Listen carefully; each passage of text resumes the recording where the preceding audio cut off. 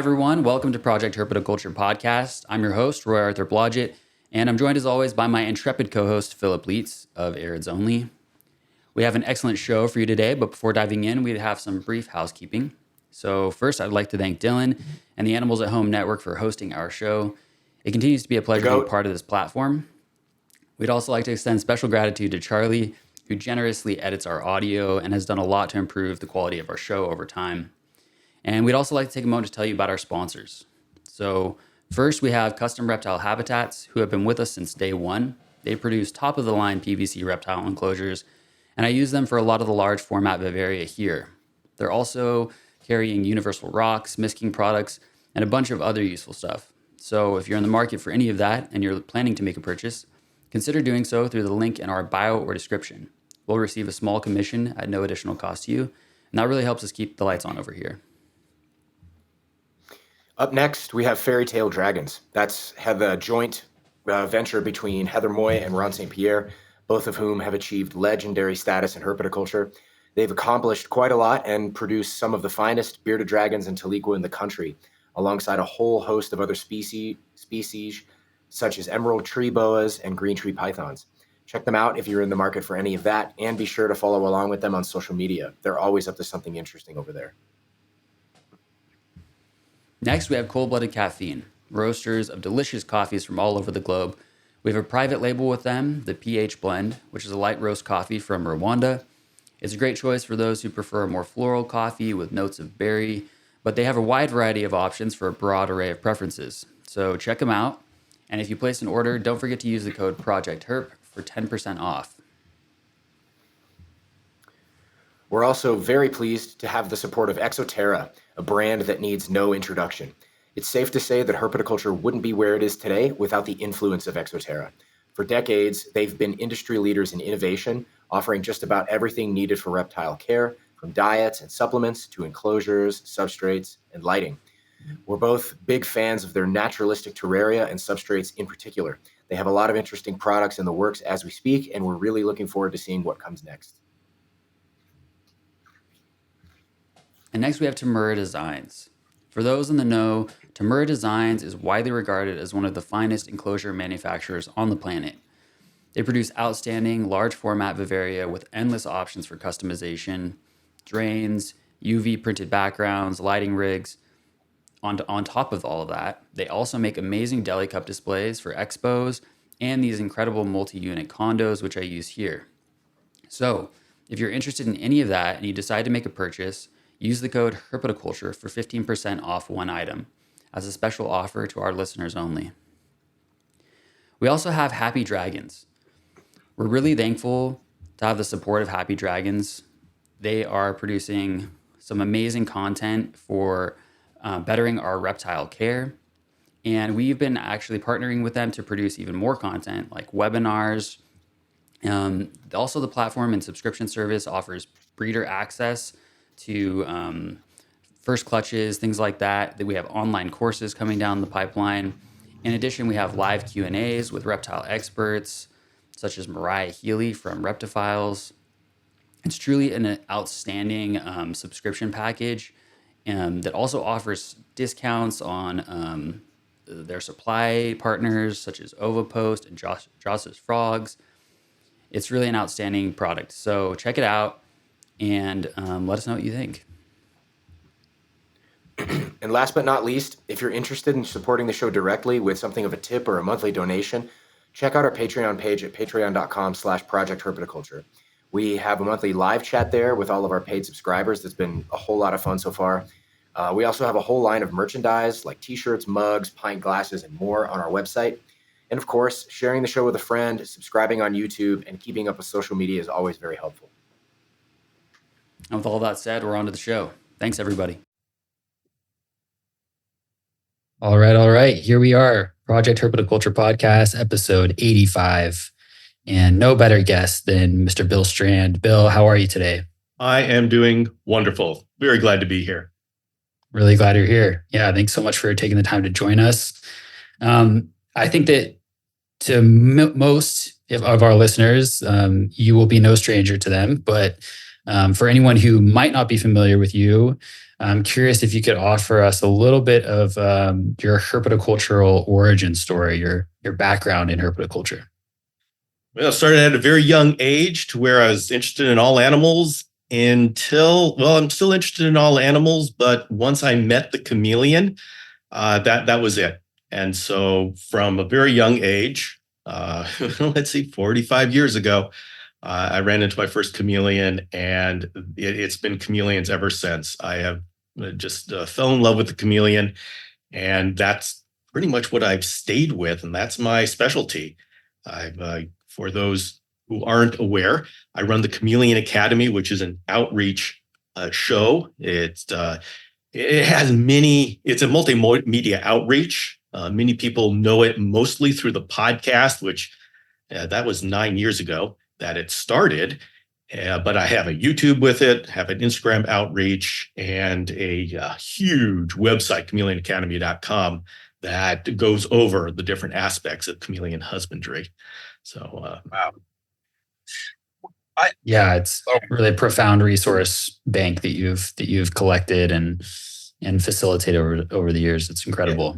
And to clarify what's special about it isn't me just regurgitating my experiences. My experiences are prominent there, of course, but it's really meant to be a repository for all the information that I've gathered. Because over those 9 years, I have had interview style podcasts. I've had the solo podcasts, but I've talked to over 100 chameleon keepers, breeders, scientists, veterinarians around the world. And every week I had to question what I thought I knew. I had to integrate new perspectives. And the website became a repository for all of that information. So really that website is it's a conglomeration of the community's experience. And that's what makes it a unique resource. Wow. So I'm really curious, Bill. What is it about? I know it's hard to describe the things that we fall in love with, right? It's like sometimes you get struck by something and it just hits you. But can you elaborate a little bit on maybe what it is about chameleons that just captures you so much? And then perhaps was there a first meeting, like the first time you ever saw a chameleon? Do you have that? It's a real hard thing to do.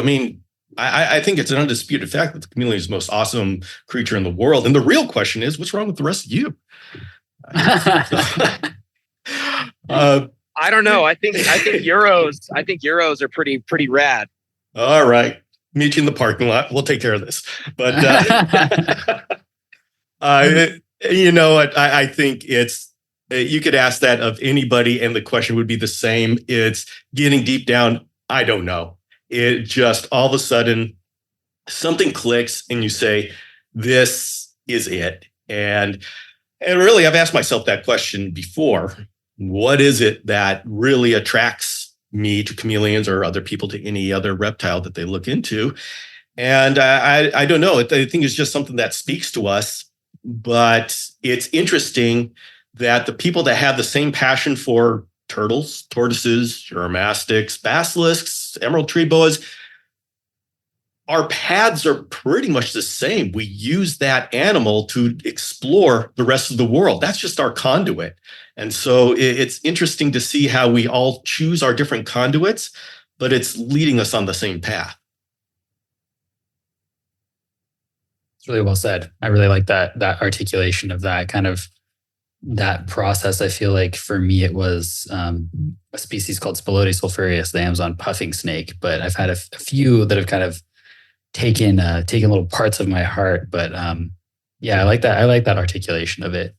And I'm curious about I guess at what stage, did it start to become more of a prominent thing in your life, herpetoculture, chameleon keeping?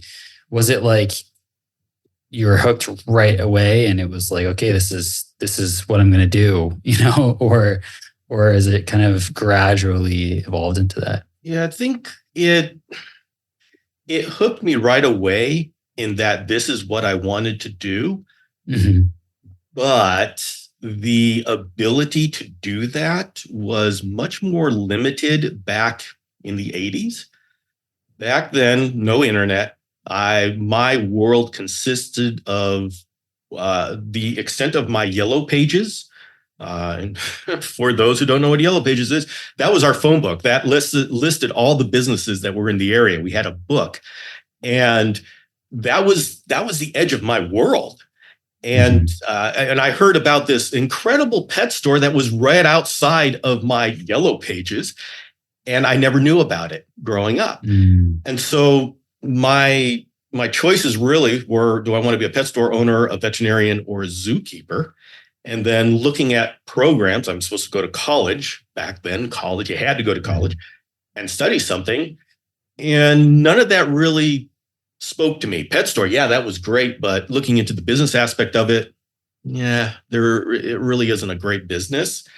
So I think I knew I wanted to be part of Chameleons, but there wasn't a path. There wasn't a great way to be part of Chameleons. And so it really sat inside of me, and I would do it myself. We had a Chameleon Information Network in the 90s, which was a newsletter, a print newsletter that went out that kind of brought the community together. So all of a sudden, now we could touch people throughout the country and even the world.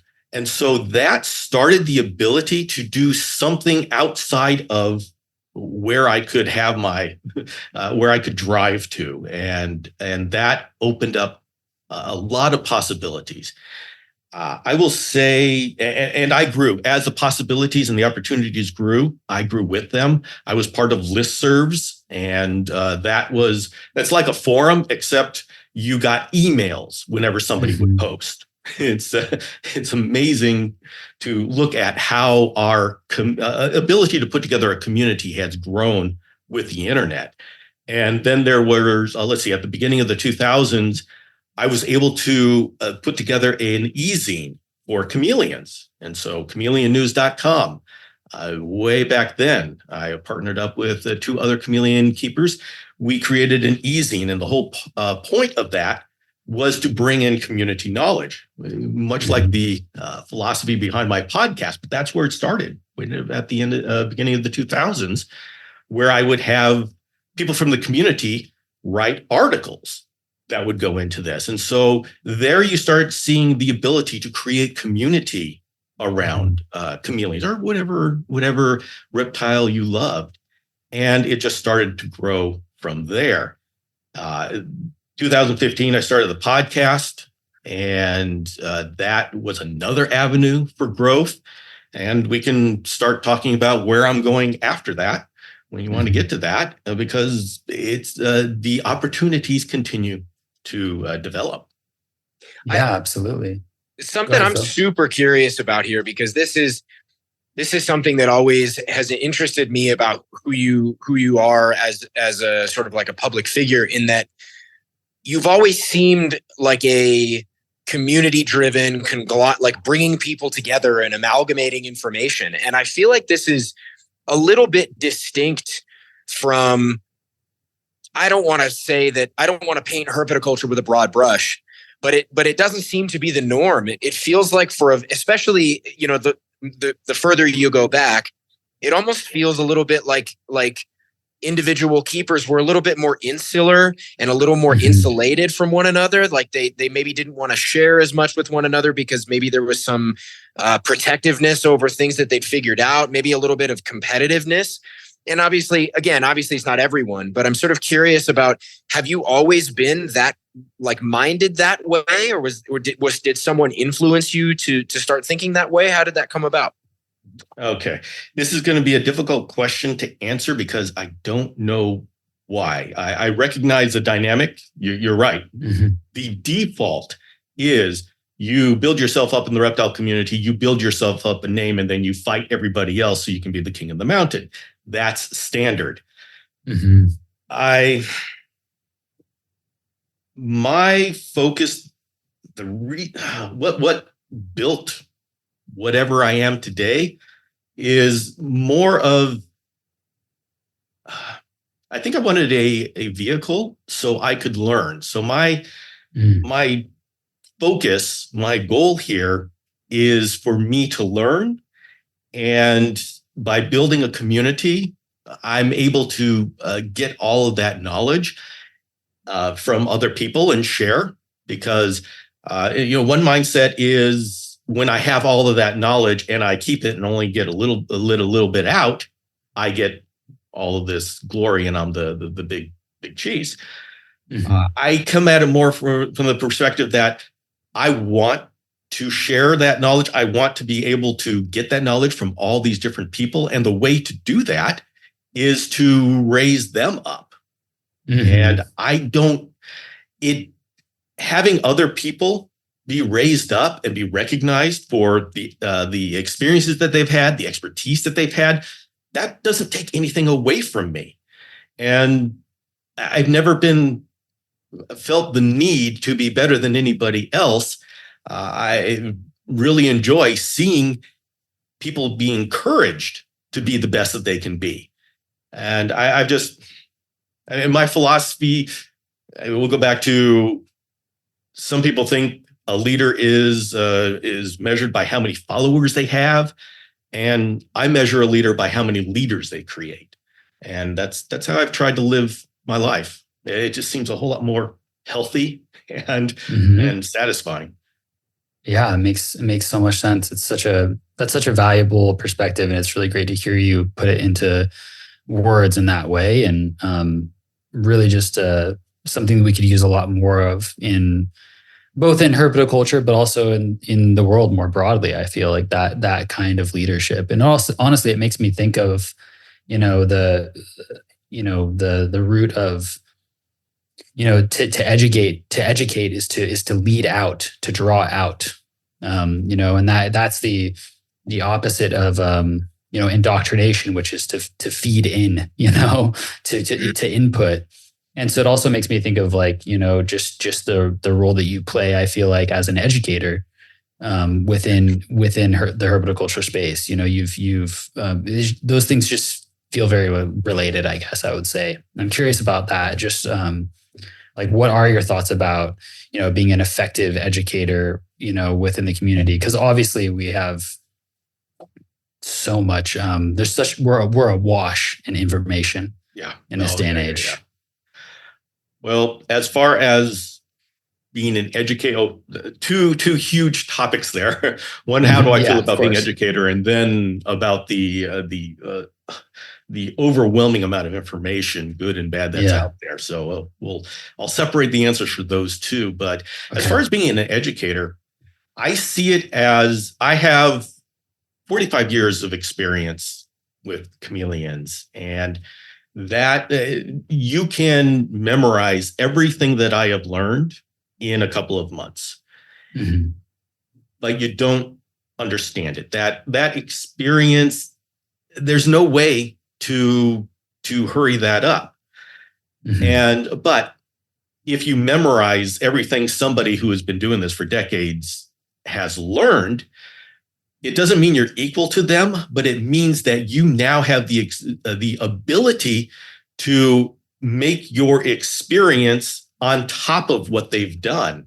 And so everybody who's listening to me right now and has just memorized everything that I have said, when you've done this for 40 years, you will be so much further than I am now, because you've been able to step at that. I mean, that's what science is. That is what it is. And that's the reason why we can blissfully go around, say E equals MC squared, as if, does anybody really know what M and C and E is? And we say it anyways. That was Einstein's huge discovery.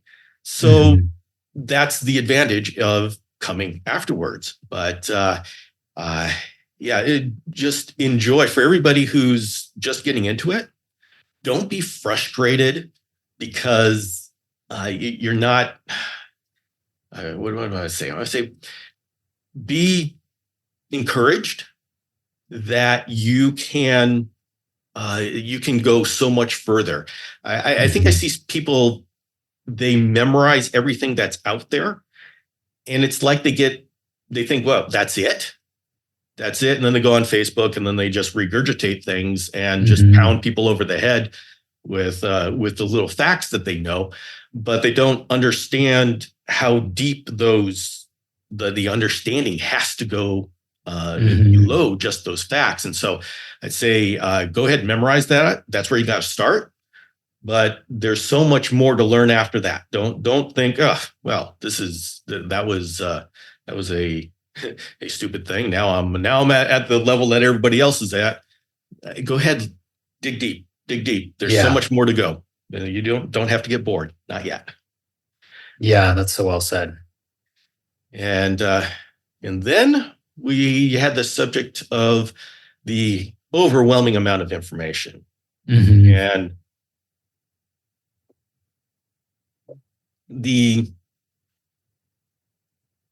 it's been wonderful that we have access to all this information. And I think we all know the situation.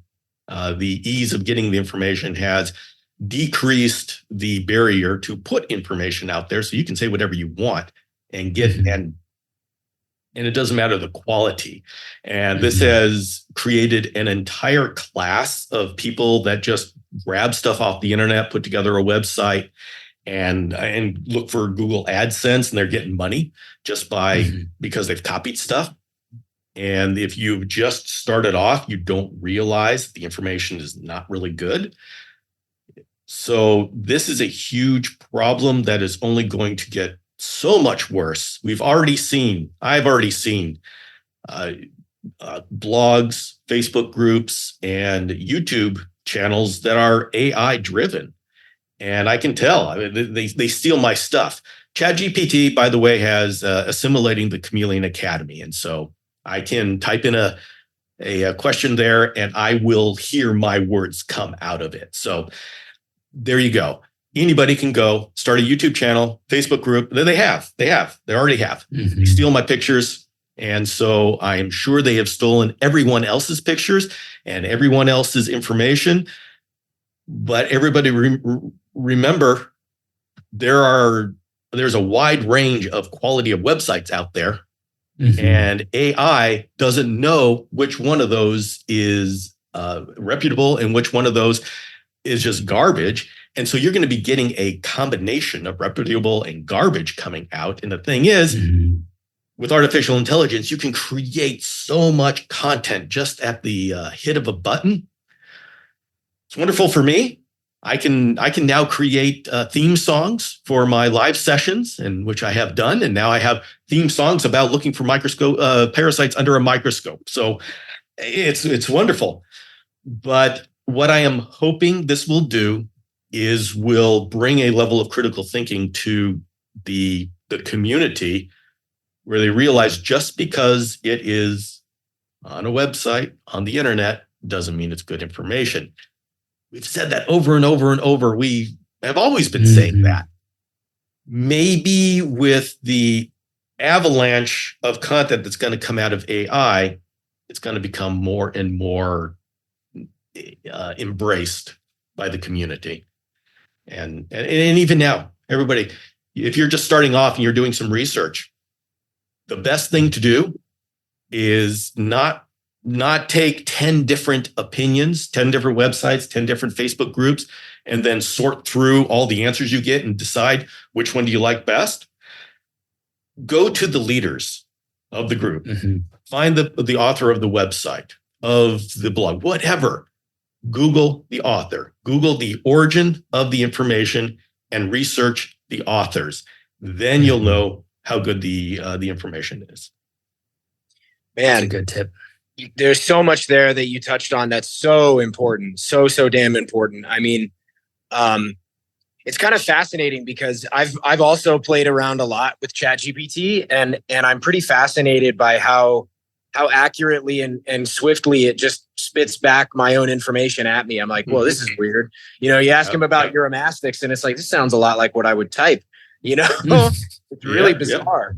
And there's something kind of weird about it too, because you might be able to get all of that information, but like if the information is not accurate, then people are, you know, when they follow that, they're going to find that it doesn't doesn't add up, or that, their success isn't there. It's, or whatnot. And so in some ways, it's only just reiterated the value of people such as yourself or others who have a broad range of experience, especially with a narrow range of experience. Well, I know you have a broad range of experience with more than just chameleons, but I'm just saying, specific to chameleons, that's where the bulk of your expertise lies. And so it's fascinating that it almost kind of doubles down on the need for that. But at the same time, it almost, at least at the moment, it seems like it makes it a little bit harder to find that information. Yeah, exactly. Because there's so much noise out there. Mm-hmm. And so if you're doing just to the audience, if you're doing any research, you have to protect yourself so much more than you did before. We humans, we love having an answer, and there's a comfort in having the answer. And even if it's not right, if it takes a lot of work to find the right answer, we'll be comfortable with the not so right answer as long as it's an answer. You find an answer, you stop looking. We've got to get beyond that and insist on getting the right answer. And everybody, no matter what you're doing, we are about to get to an avalanche of mediocre information. It's going to get better. It absolutely will get better. And I don't know where this is going to lead. It'll come to a point where chat AI will be a whole lot better than it is now, to the point where we say, oh my goodness, how is this real? But I think we're going to get a whole lot of garbage before that happens. I don't know how long it's going to take, but you got to really protect yourself against what's out there. Yeah, so true. It's such a whole new frontier, I mean, I still feel even just that, like, the internet, social media, it's all still very new, in the scope of our evolutionary biology. We have no idea what this stuff is even doing to us yet, but it's having a significant impact because it's such a powerful tool, and I did an interview on my Reptile Entrepreneur podcast about AI. And one of the things that was interesting and disturbing was that AI is starting to do things that the designers didn't expect that it could do. And it's like, how do you create a software program that is now doing something that you didn't expect it could do? And that's a totally different realm, a fascinating realm, but wow. Yeah, I mean, I feel like we could have a whole philosophical conversation about all of that. It'd probably be a rich train to wade into. We should. Wait, why not? Like we can look, I'm all about moving past AI if you guys want, but I think this is like a supremely important and fascinating conversation, especially around herpetoculture, because, like, I mean, say what you will about information about people and about how we run things and how we run the world. Like, that's enough of a problem, having to deal with deep fakes and when ChatGPT hallucinates and AI influence in one thing or another. I mean, this is like the biggest problem of our era. But for herpetoculture in particular, the problems are basically the same, but the consequences have like a twofold. Like, I mean, the consequences are way bigger for just society at large. But in herpetoculture, all the consequences have to do with the well-being of our animals, I mean, it's a huge thing. And I wonder, because AI, when it was starting to ramp up, everybody was saying, watch out, it's coming for the blue collar jobs. It's coming for the plumber, for the electrician, for the carpenter, for the truck driver, right? Well, with the exception of the self-driving car stuff, it's kind of done the opposite, right? The inversion of that happened. It's taking away coding, art and illustration, story writing, reporting, blogging. It took away, it did the reverse. It kind of attacked and cannibalized white collar work in a way. And it's weird to me because I feel like herpetoculture and then martial arts are like two realms where AI hasn't touched anything. I mean, it's knocking at the door for sure, but not. ChatGPT is not out here reproducing Euromastics and it can't, right? At least at this point in time. And so I'm curious, like, do you guys feel like this is something that's going to do you think everything is going to succumb to AI, or do you think that the way AI is going to go is going to allow more and more people to spend more time with other living creatures, kind of like us? I'm, of course, going to look into the future, and which I have no idea of. My concern with AI is that it will enable people who don't have the experience to be seen as experts. And we see that a little bit. We see that now, to where there's so much information, you can gather everybody else's information and present it, and then you are seen as the expert. AI is going to get better and better and better at husbandry.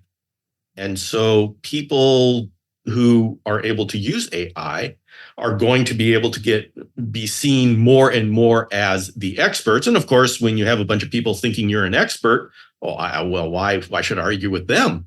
And so you become the authority on the matter. We see this with actors. Actors giving medical advice. Oh, what the heck? Well, it's the same thing here.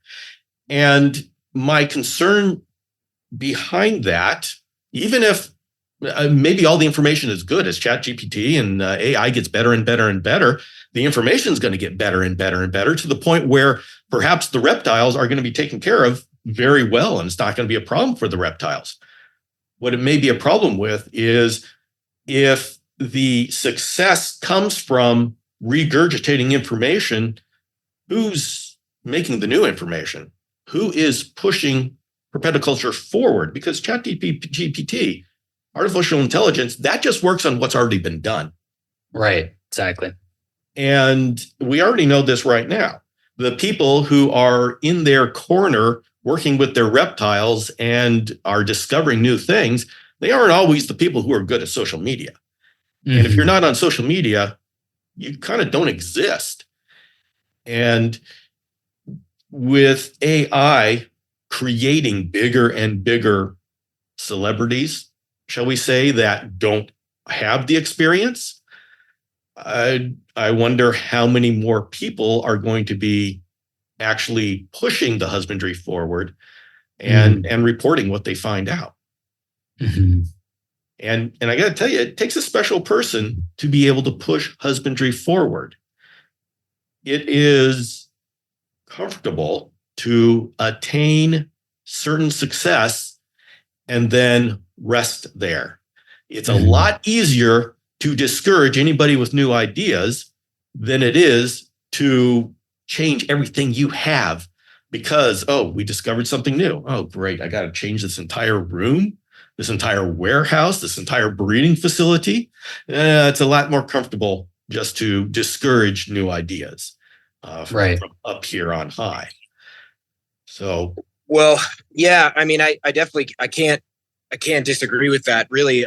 Although I have a tendency to make comparisons between herpetoculture and the other endeavors that I pursue, right? Whether that's martial arts or fine arts. And I feel like this one is a great example of like the fine art realm, because, the arts has been progressively more and more overtaken in various ways by digital production in one way, shape, or form, whether that's the advent of photography and people saying, well, we're not going to need painters anymore, or whether that was, the advent of Photoshop and the digital illustration realm. And the interesting thing about all that stuff is it didn't do that. It just changed the way the landscape looks. So one of the things I used to say to my students when I used to teach one of the digital illustration courses at the college I attended. And we used to have questions like, hey, do you think Da Vinci would have used the Control Z? Do you think he would have used the undo? Do you think he would have used Photoshop and digital painting? Or would he have just stayed adherent to this pure, more realistic way of making an image? And the answer is absolutely not. The guy would have killed to be able to eyedropper a pigment instead of having to go make it or source it himself. You know, I can think of examples in my own practice now where I've learned from ChatGPT. I've used it to research my butterfly agamas and try to figure out more about them, just because it can be hard to sift through all the information. And then what I do is when I find something new, I then go delve in further and cross-reference it to make sure it's not a hallucination. But I didn't know that there were many species of butterfly agama that just were asexual reproducers. I had no clue. So it's a weird balance, and it's something that I wonder about all the time. I mean, like when are we going to find when's the first herpetoculturist going to come through who is like, oh yeah, I learned everything through ChatGPT. You know what I mean? And I've just double checked all of my information through my app, and I have never even talked to anybody. And check out this clutch of Namaqua chameleons that I just hatched, like something weird, right? Like it's going to be something like that. And I'm wondering what it's going to take, not only before we see that, but also like how bad are some of the problems and the compounding forces going to get before we start seeing some of that positivity, I think anybody could do that right now.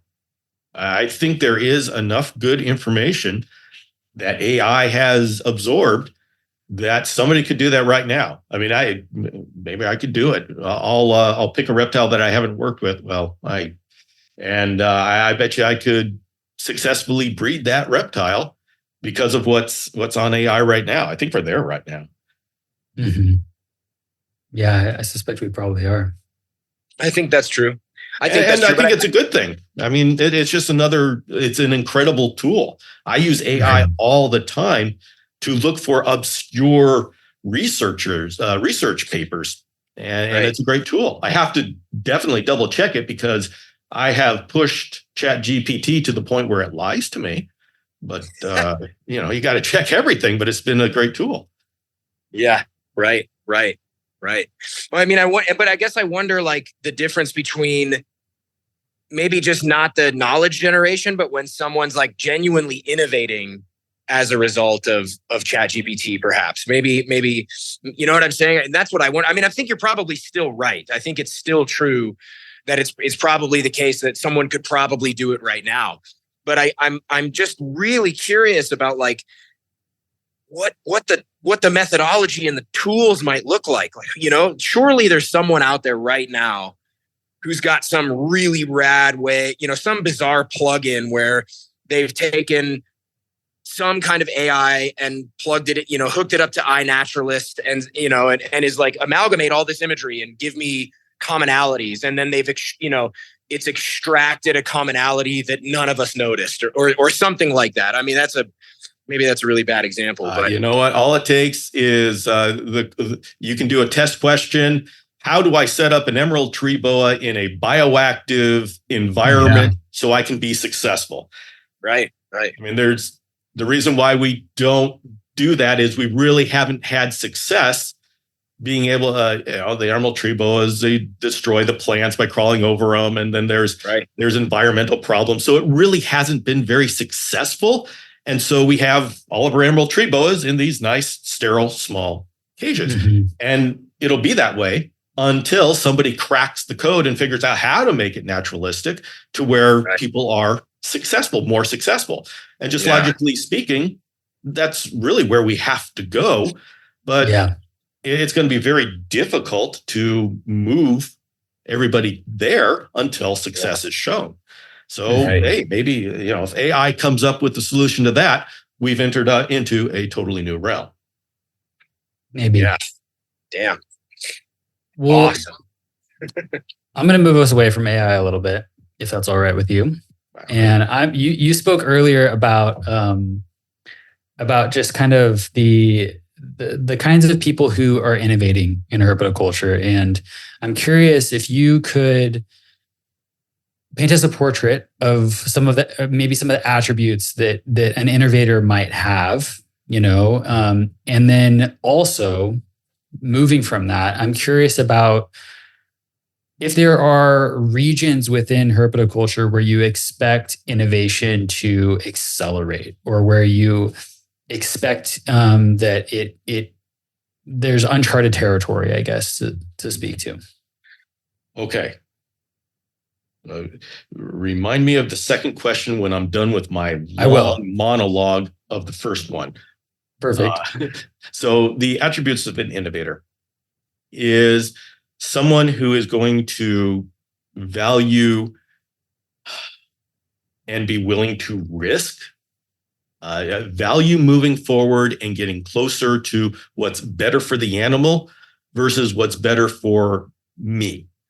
Mm-hmm. And this is, although that sounds obvious, but in practice, it's more difficult. Within herpetoculture, we go through these stages, and we went through this with the chameleon world. First of all, you need to get to the point where you can keep the animal alive. And once you can keep the animal alive, you're awesome. Then you need to keep them alive and healthy enough that they breed. Oh my goodness. And we accomplished that. Next step is being able to breed reliably. So I can do this more than once. And then from there, we start to get into an interesting area to where, hey, I can make a business out of this. So what we have suddenly started to veer off in the business aspect of it. And the reason why that's a veer off is because now you are trying to figure out how to do breeding more effectively, more efficiently. And then you start getting into a mindset of what can I take away to simplify? Right. And then that's what leads you to towards the direction of minimalistic care. And we've seen this in many industries. I mean, that's just the way it goes when you're in business. Well, that has veered us off from how do we best take care of our chameleon, our reptile, because the path that continues figuring out what's best for the reptile is all about what can I add that will possibly increase the quality of life for my chameleon. We'll say chameleon because that's where I come from. And you have to be willing to be wrong. And you have to be willing to fail. And you have to be willing to not know. Like right now, the stuff we're adding for chameleon husbandry, we're starting to get rid of micro stresses. These are things that if you include it or remove it, you don't see an immediate effect on it. It's a long term, and it's complicated because it combines with other micro stresses to build up to something you can see or decrease. So the stress may be there, but it's not something that you can see because the effect isn't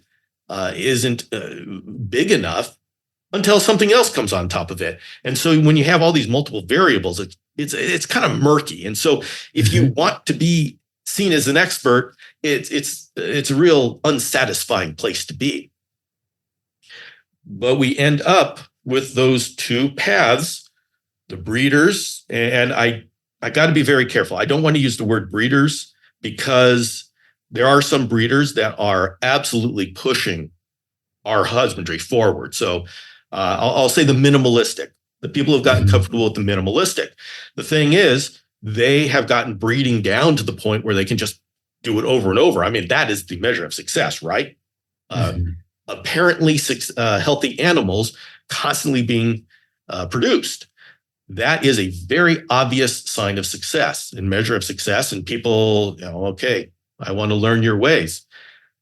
You go up to the naturalistic side, and you start getting into this area where you want to get into enrichment. And that's one thing where we are in the chameleon community. We're starting to say, how can I enrich my chameleon's life? How can I make my chameleon's life better?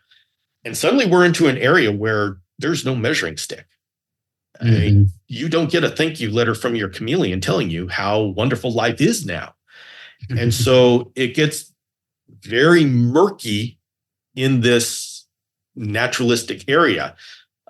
We add more, like right now, we've been working a lot with hydration. Misting as a hydration method has been used successfully for decades. And so now we're coming in, some of us who are along the naturalistic side are saying, let's bring in fogging. And we've had incredible success with fogging. But it's hard to make the argument that this is a step forward to the people who have been misting for 20 years. And they say, why should we change? And we just say, well, we're not using as much water, and the chameleon is still hydrated. It's a very weak argument for why anybody should change. And so this is a challenge in moving forward, because we're getting into an area where it's difficult to give you a number to say, this is the measurement that says this is better. And so that is the challenge. Okay, going back. Okay, what am I answering? I am answering, what does it take to innovate? And to innovate in the way of increasing the quality of herpetoculture, you have to be willing to work in this very murky area where you don't have numbers. Now, and you keep people are keeping asking, well, where's your scientific, peer-reviewed scientific paper? Well, wait 10 years. And that's really the way it is. I mean, when we, for example, back on the podcast, I did this is like 2016, 17, where we started to figure out what kind of UV index do we need for chameleons? And we had the Ferguson zones, and that was great, but those were just extrapolations and get a bunch of information, put it all together. Was there anything really solid there from that we could reproduce? Anybody could reproduce? No. But I was talking with Pete Hawkins, who was testing out a new supplement that didn't have any dietary D3. And so he was testing it, and he mentioned that his veiled chameleon had a clutch of eggs. And I said, well, wait a minute. Was that clutch of eggs fully calcified? He said, well, yeah. What UV index were you using? Because what that meant to me was, oh, wait a minute. He was using a certain UV index, a number, and that female was able to lay a fully calcified clutch of eggs without dietary D3.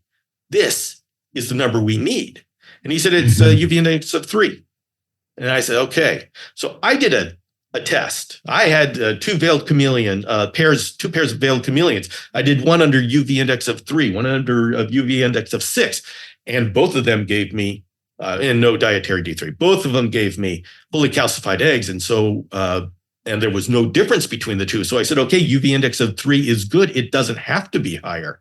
And then Jonathan Hill from iPerdalis started doing it with his panther chameleons, and he got multiple generations using UV index of 3. And so this is how the grassroots community works. And we start building things and evidence on that this works. And then finally, Dr. Michael Nash did an experiment with carpet chameleons and babies, and he used UV index of 3 and UV index of 6 and published a paper on it. So that is, what was that, a 7-year process? Something like that, to where we started with the grassroots. On my podcast, said, hey, wait a minute, Pete, what number was that? That was in an interview on one of my podcasts.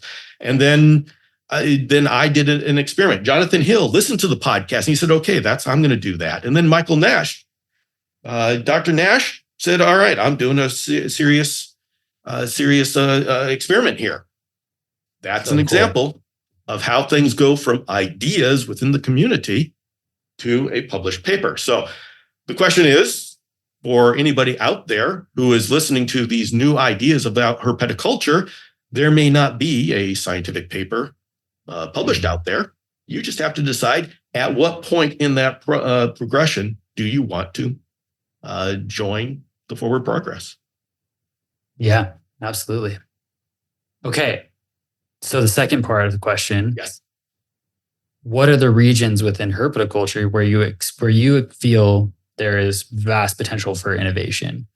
are there specific areas where you feel it's just a broader field than others? Absolutely.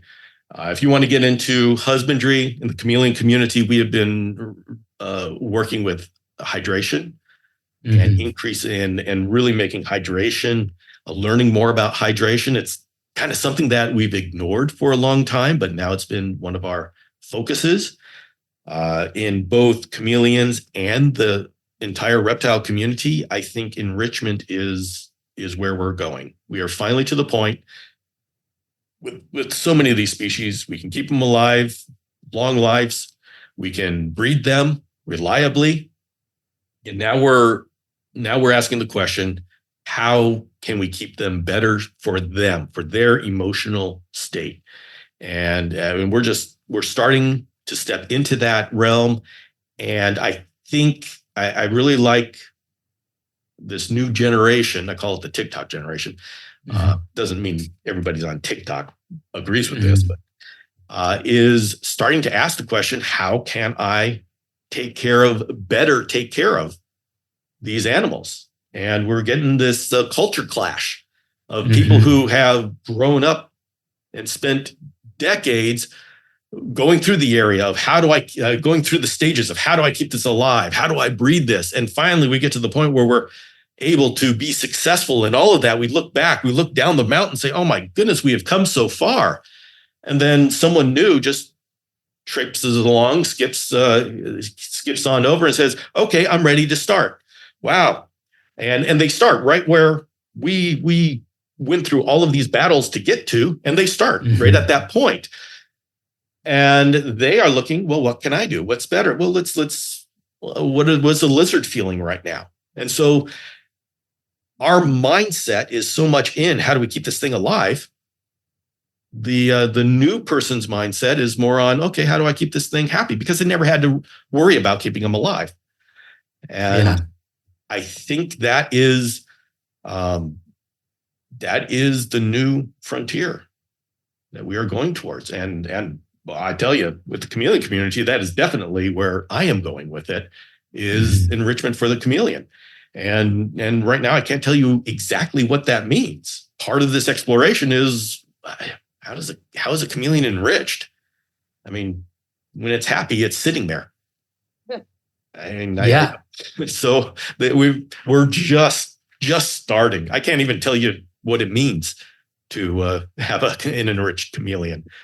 Right. But I mean, part of it though is just even having the humility, to consider the questions, right? And honestly, something comes to mind from one of your podcast episodes a while back. I think it was something around like the psychology of chameleons, and you shared a story about building the confidence of one of your chameleons. I'm curious if you could share that story, because I like that was such a powerful story for me, and not in the sense that it was like I didn't feel surprised by it. It felt like, of course, but I think for a lot of people that would be a surprising story because they would not perceive that chameleons are capable of that kind of process. So I'm curious if you could describe it. I'll share this situation. I had a pair of Jackson's chameleons, and this is before I kept them in the same cage. Absolutely do not keep your chameleons in the same cage. I did a lot of over there. Just yes. Yeah. Please do not keep chameleons in the same cage. This is back before I was the man I am today. Okay. I love you for this, Bill. Thank you. Okay. But, and this is one of the reasons. So I had a large female and a smaller male, and she absolutely dominated him. So do you think she respected him enough to say, okay, yeah, go ahead and mate with me? Nope, not at all. He was submissive. He was scared by her, and that is because she was bigger. The interactions between chameleons are complex and definitely very much like interactions in humans when you're talking about having aggression and dominance, and this is very well and alive in chameleons.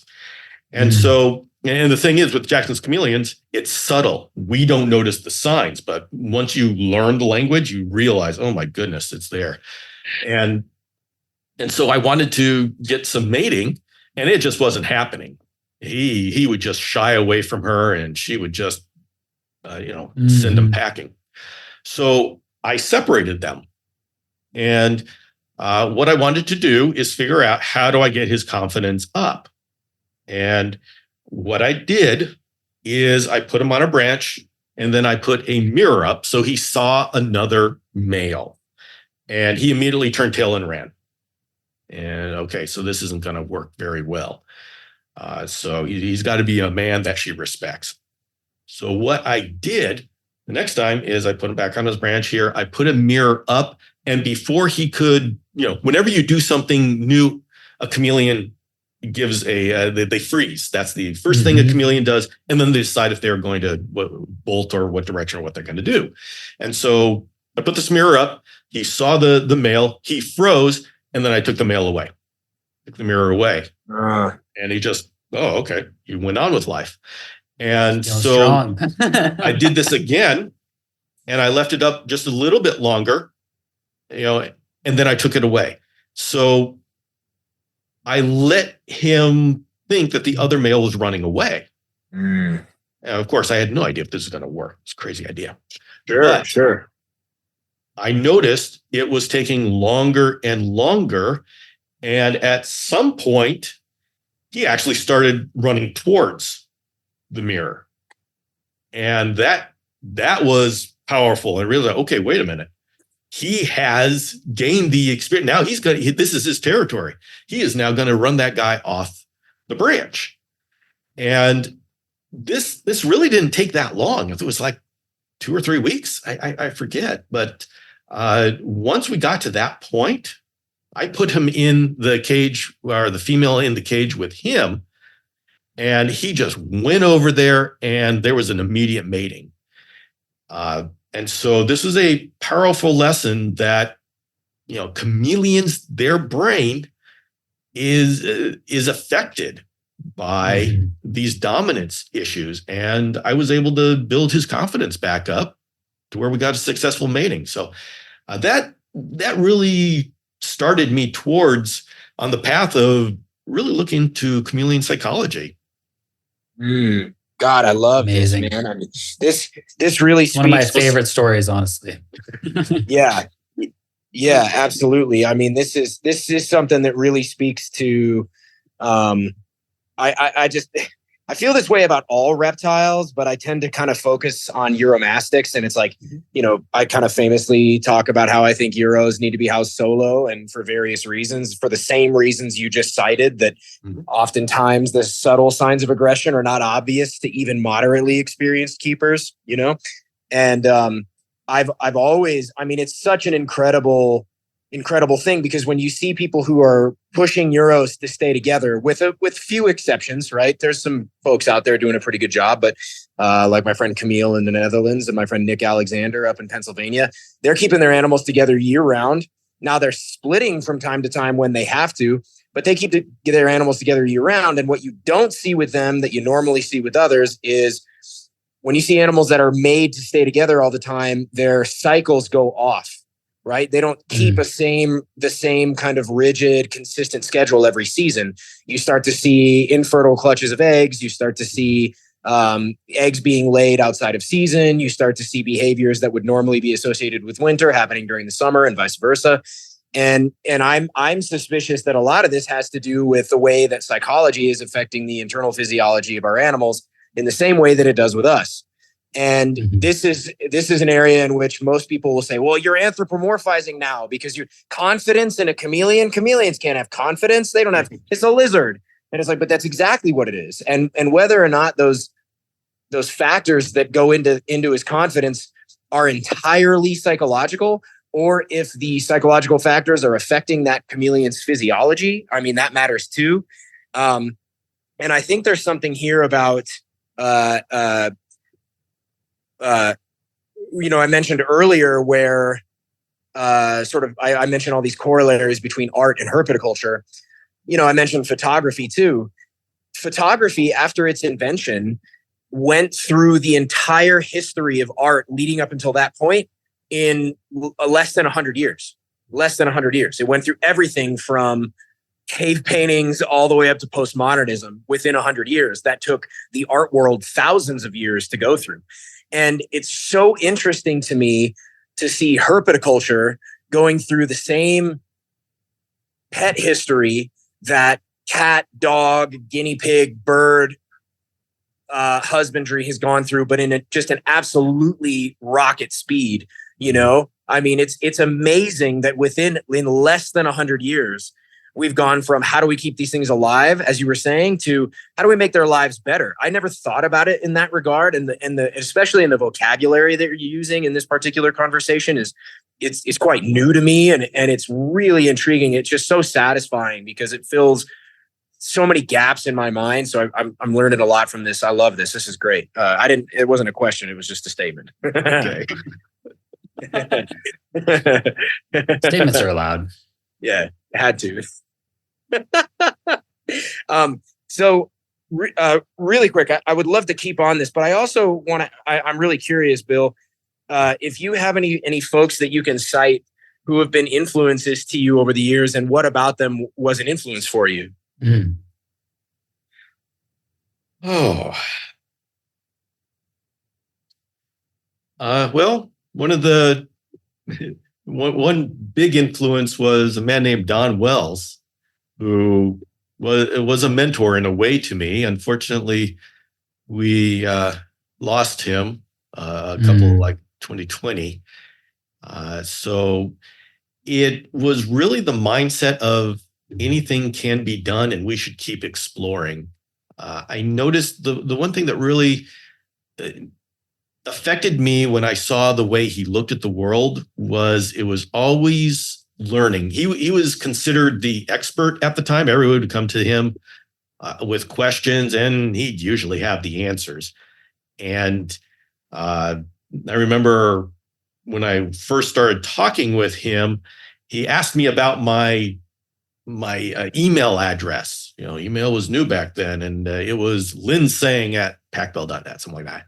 And of course that was a test. Who in the world knows what a linsaying is? And so I just he said, "Oh, that's an interesting email address." And I said, "Yeah, I'd love to have a linsaying as a pet." And his response was, "Yeah, I don't know if you'd really enjoy that. They're a little bit shifty." And it's like, without skipping a beat, he just passed my test as he knew what a linsaying was. And it's like a cat-like, weasel-like animal from Africa and such. So he knew everything, but he was always listening. And that, I think that's really affected me. He was always gathering more information from people, even people that were clearly didn't know what they were talking about. They had an experience. Even though if they didn't interpret it correctly, they had an experience, and that experience was good data. And so I think that really affected me and led me to the point where I now, when I hear things that are clearly ridiculous, I take a step back and say, okay, wait a minute. Tell me about what led you to this. What happened that you came up with this conclusion? And they may not have the tools to come to the correct conclusion, but they had an experience. And right now, that's happening right now. Fogging. Fogging has been incredibly successful for chameleons, yet there is a huge section of the reptile community that thinks that fogging leads to respiratory infections. Yes, I'm sure a lot of that is just the echo chamber and people regurgitating what they heard, but somewhere along the way, somebody used a fogger and had a respiratory infection. I want to know what actually caused that respiratory infection. And that's one reason in the Chameleon Academy, I talk about fogging and misting and such like that, but I am not pushing fogging hard, even though I believe it's a superior hydration method, because for the one reason that I don't know how people are going to mess it up. And I want to know the mistakes that people can make that will lead to a respiratory infection before I say this is what you should do, because I want to make sure I present it in a way that people aren't going to make that mistake. And so anytime anybody says fogging causes a respiratory infection, I want to know more. Why do you think that? And you gotta move, go layer through layer, because everybody repeats what they say. But somewhere along the way, there's these core experiences. What happened? And I don't have that answer right now, but that's an example of, even though somebody has a conclusion that may not be the right conclusion, they had an experience, and that can help us get to the right conclusion. Man, I love that. I think that's great. That's brilliant. I mean, it's such an open-minded approach, and I feel like it is lacking. It is harder. It feels harder to find that in a lot of herpetoculture at the moment. I mean, actually, I should rephrase that. I feel like I meet a lot of open-minded people. I just don't see it displayed as much on some of the medias as I might like. Right? I'd love to see it a little bit more, and I feel like that's just that's a brilliant example. I love that. I feel like I'm sure I've heard of him, but I don't know if I could tell you exactly who he was. He wasn't. Do some research. He really wasn't part of the Facebook era. Mm-hmm. I mean, he was on Facebook, but it's interesting how we go through these eras. And if you came in the last 10 years, Facebook is everything. And if it didn't happen on Facebook, it just didn't happen. And so we get caught up in our little social media groups that we frequent, and that becomes our entire world. It's for those who don't know, I started a company, Strand, for chameleon cages. And I did that because the chameleon community was just so engrossed with screen cages. And actually, screen cages, they are effective caging, but there are some times where a hybrid cage is more effective. And so I created a line of hybrid cages specifically for chameleons. And somebody, every now and then I get somebody calling me up and says, why do your cages have solid walls? And it's like, okay, I've got over 600 videos on YouTube and 9 years worth of podcasting, and you're asking me this question. And then they follow it up with, if you are making chameleon cages, you should know that they should be only in screen cages. And it's like, I rarely say, do you know who I am? But sometimes that just what's. But this is an example of when you start off in these little worlds, it becomes your entire world. And you don't realize that there are all these other universes, all these other social media universes, and social media is a small portion of the entire world that's out there. Some people don't get on Facebook or Instagram or TikTok. So it's just fascinating to learn about all these little different digital cultures that we have around here. And it's just like all the countries of Europe. Yeah, absolutely. Well, so really, really quick before we dive into a little bit more of some of the specifics of all the things that you do, I'm a little curious, because you have so much going on. How do you balance it, man? How are you? Like there's so many. What do they say? Irons in the fire, as it were. So, like, how do you just? Is it just great time management? I'm fascinated to know how you handle all of it. I'd love to. How do I handle it? I fly by the seat of my pants. And no, I don't handle it well at all. It's there is so much out there, and that's a huge trap. That there is so many opportunities that it's very easy to get trapped into doing too much, and you don't do it well.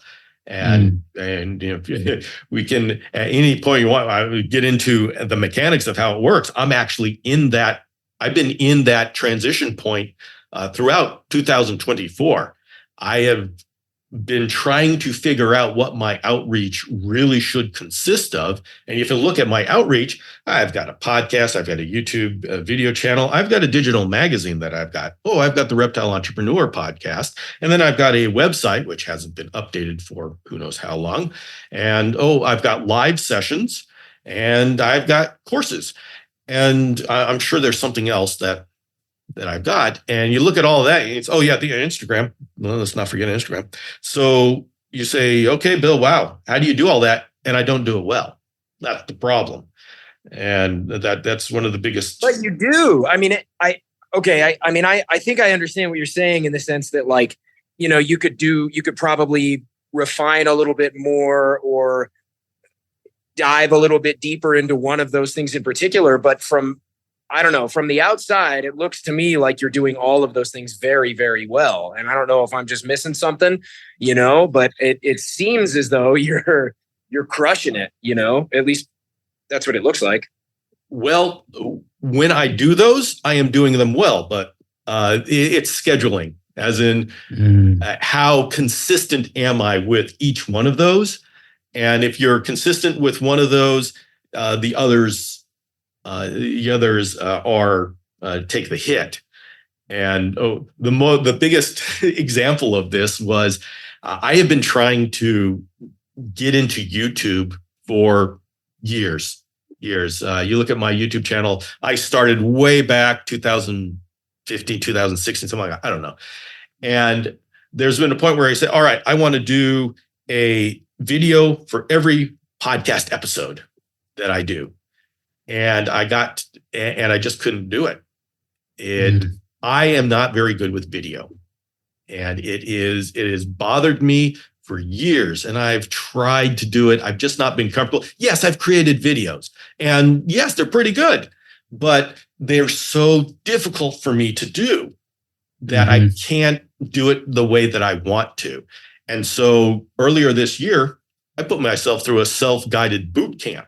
I decided, all right, I am going to do this. And I decided to prove that I could do it, essentially to train myself.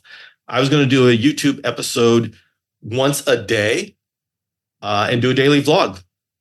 And not a short, I mean a real long form episode. And so I just did it. I just started and I did it.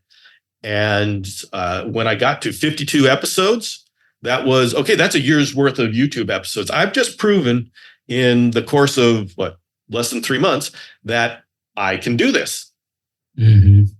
But during that time, I mean, it was crazy. I loved it, by the way. It was awesome. It was like I was going on afterburners and just turning out a video every single day was just awesome. It was like a rush, but nothing else got done. And so I had to take a step back and say, okay, is this really serving me? Is this serving my community? And the answer was no, it wasn't. And so when I got to the 52nd episode, which was my milestone, I say, all right, guys, I'm going to back off and I'm going to start working on some of these other things that I wanted to do. And so that is the balance that we all, and the choices that we all have to make. What are we going to spend our time doing? And some things are worth doing because they're cool. And believe me, I've done things because they are cool. And like this digital magazine, you go on to ChameleonAcademy.com, there's the Chameleon Academy Journal, and it's digital magazine, and you can flip pages just like your old magazine. I love it. But all these things take effort and they take your time. And so you got to decide what serves your community best with the amount of time that I have. So it's still hard. I think I'm coming towards an equilibrium to where I'm going to be happy with the outreach. We can go into what that is if you want to now or in the or later. Yeah. Oh, let's hear it.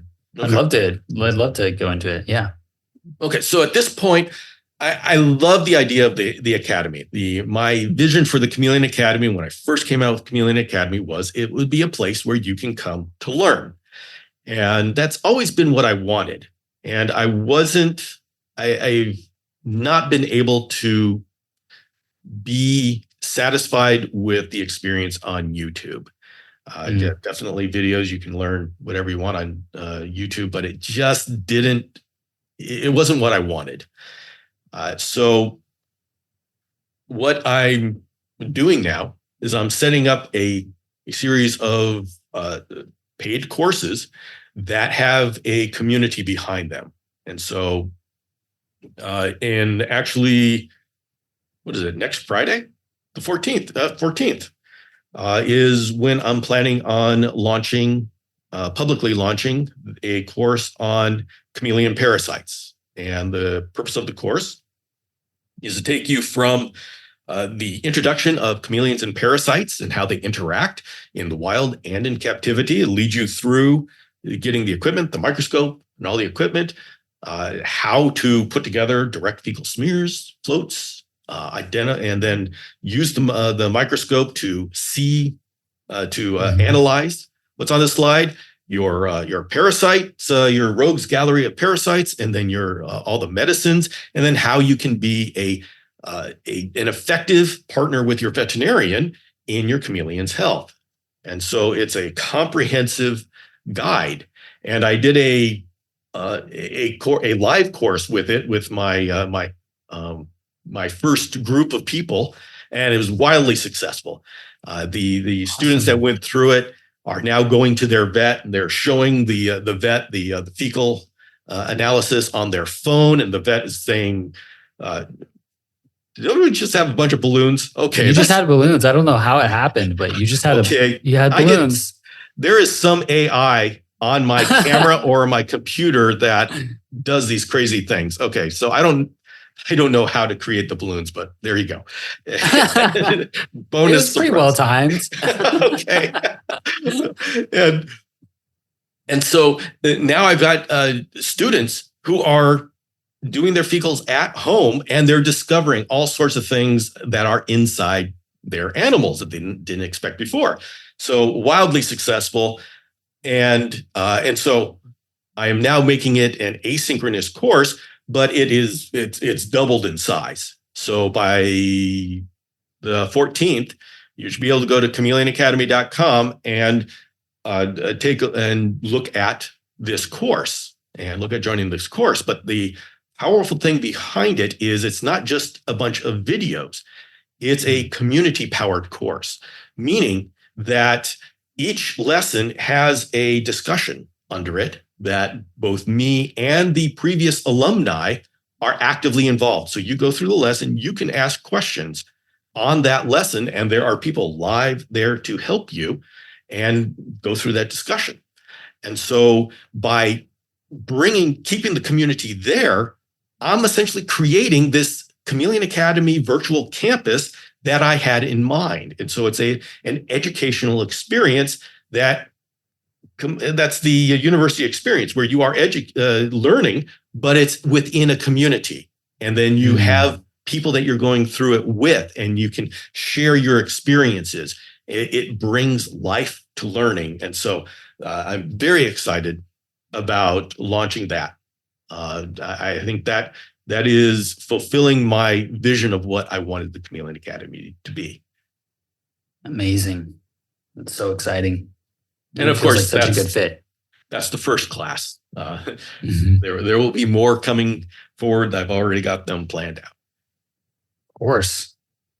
So then what else is out there? I mean, obviously that's Chameleon Academy. That's just one facet of your suite of offerings. So what else?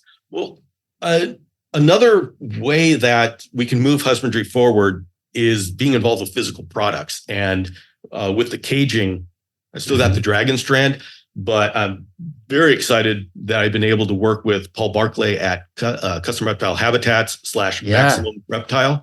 And these enclosures that you see behind me are the first of the Chameleon Academy series that is being made through it's Custom Reptile Habitats is the store, and Maximum Reptiles is the maker. is the brand. Yeah. So they're synonymous. If you're used to hearing custom reptile habitats, Maximum Reptile is they're synonymous.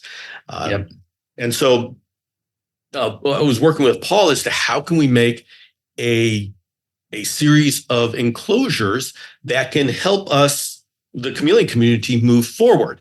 And it's not about just having a nice looking enclosure. There's a purpose behind this. This one back here, this is the Arboreal XL.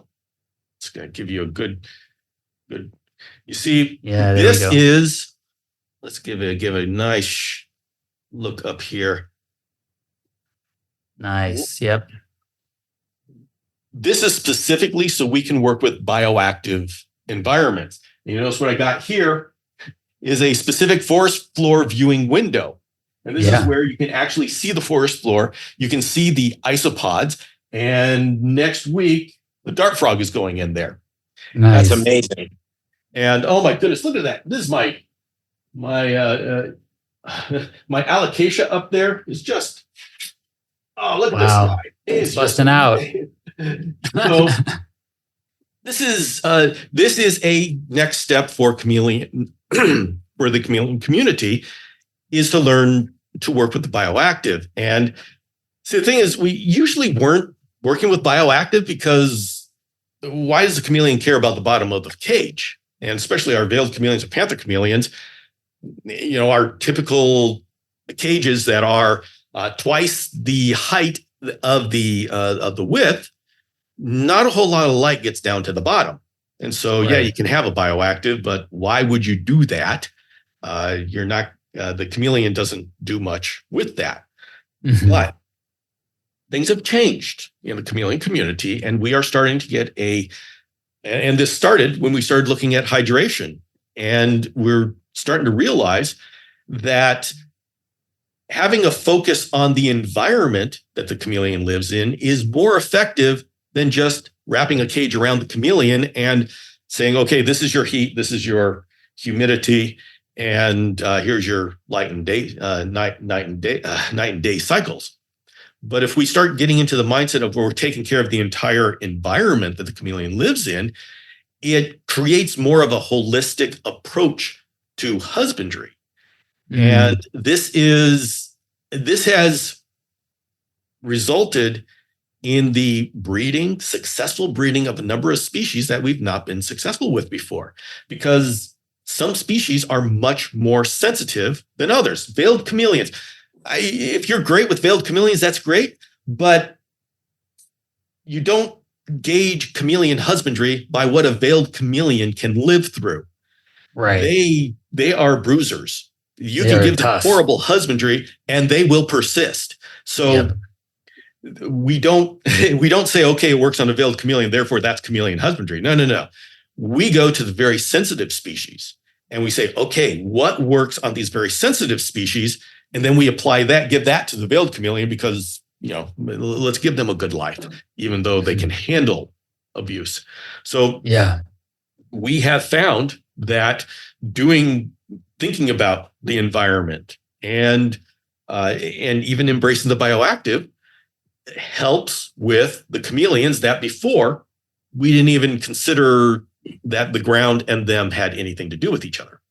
So this is definitely to help us get to that point. And this enclosure, the dimensions and the features were specifically designed to allow chameleon keepers to enjoy a bioactive environment.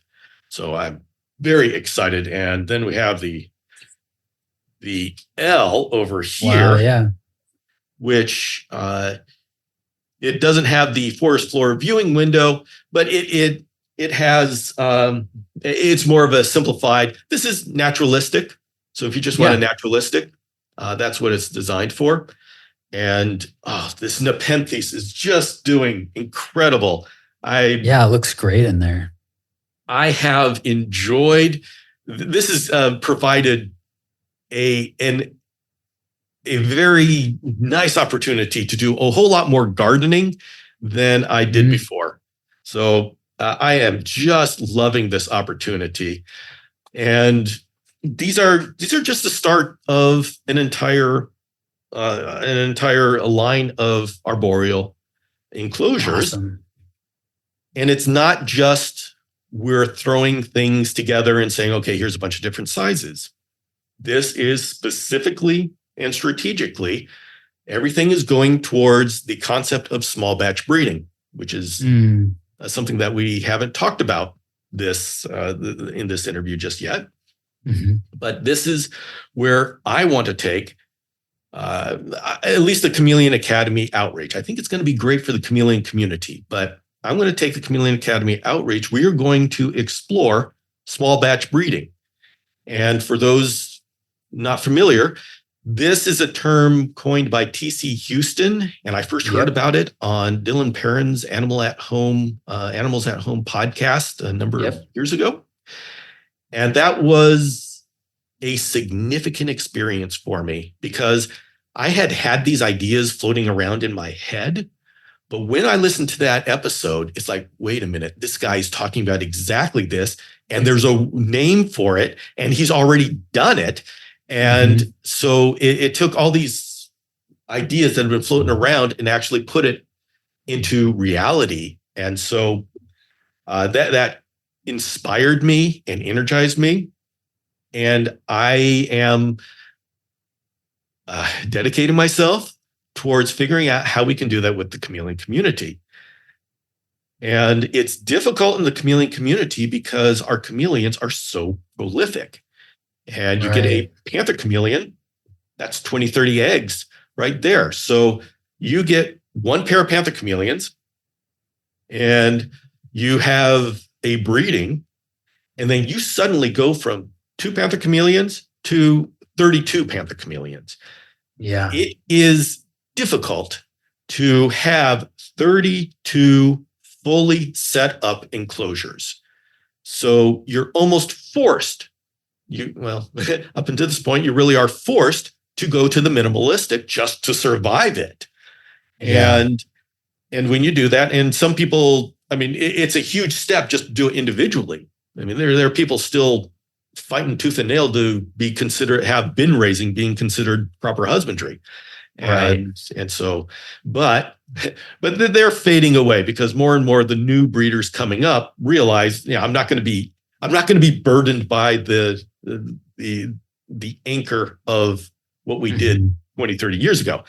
I'm going to start over new and doing individually raising. It's just so much more effective because chameleons don't like to be with each other.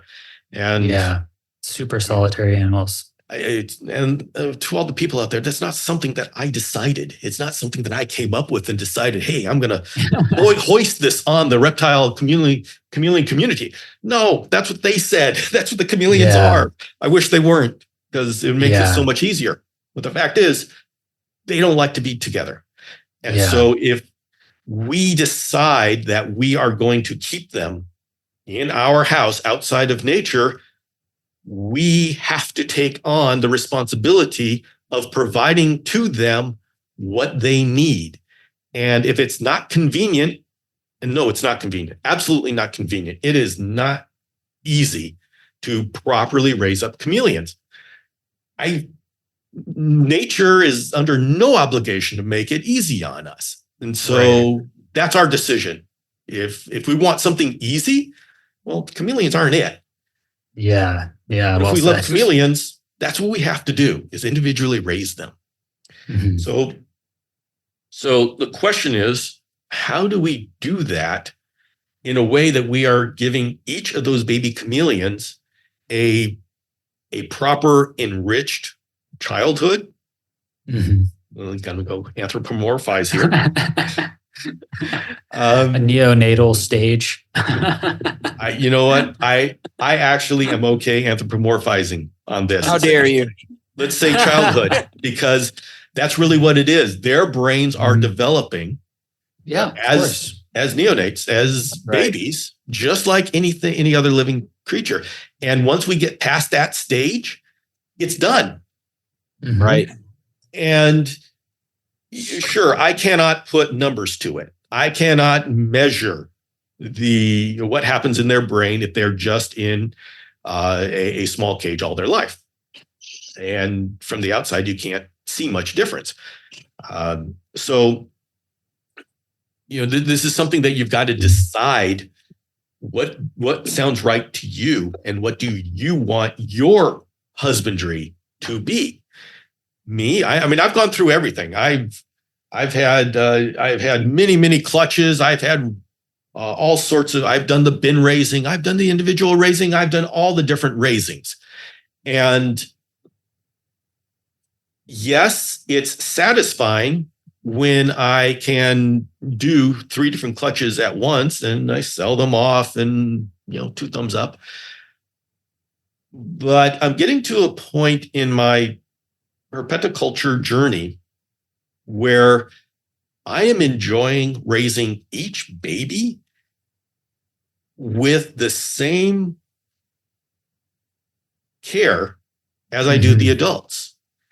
Yeah. And this means each baby gets a larger cage. It doesn't have to be the adult size cage, but a cage large enough that they have a lot of microclimates and a nice enclosure. Yes, when you have to do 30 babies, it's really hard to spend $500 on 30 enclosures, especially when they're going to be sold in 3 months.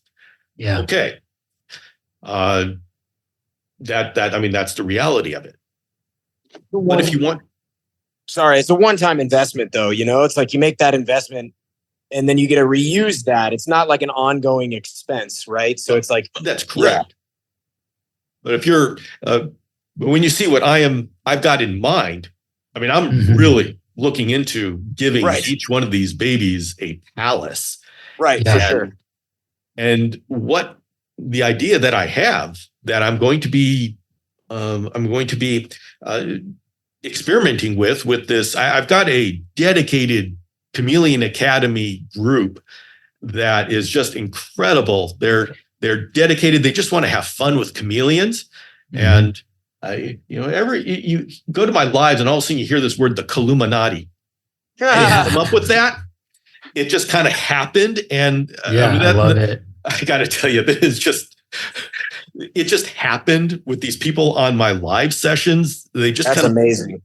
Coalesced, and this group just appeared, and like all of a sudden I got this package in the mail with this shirt with the Columinati symbol on it. It's like, and this parchment with saying you in the chameleon world. And it's like these people are just having fun. And I didn't start this, but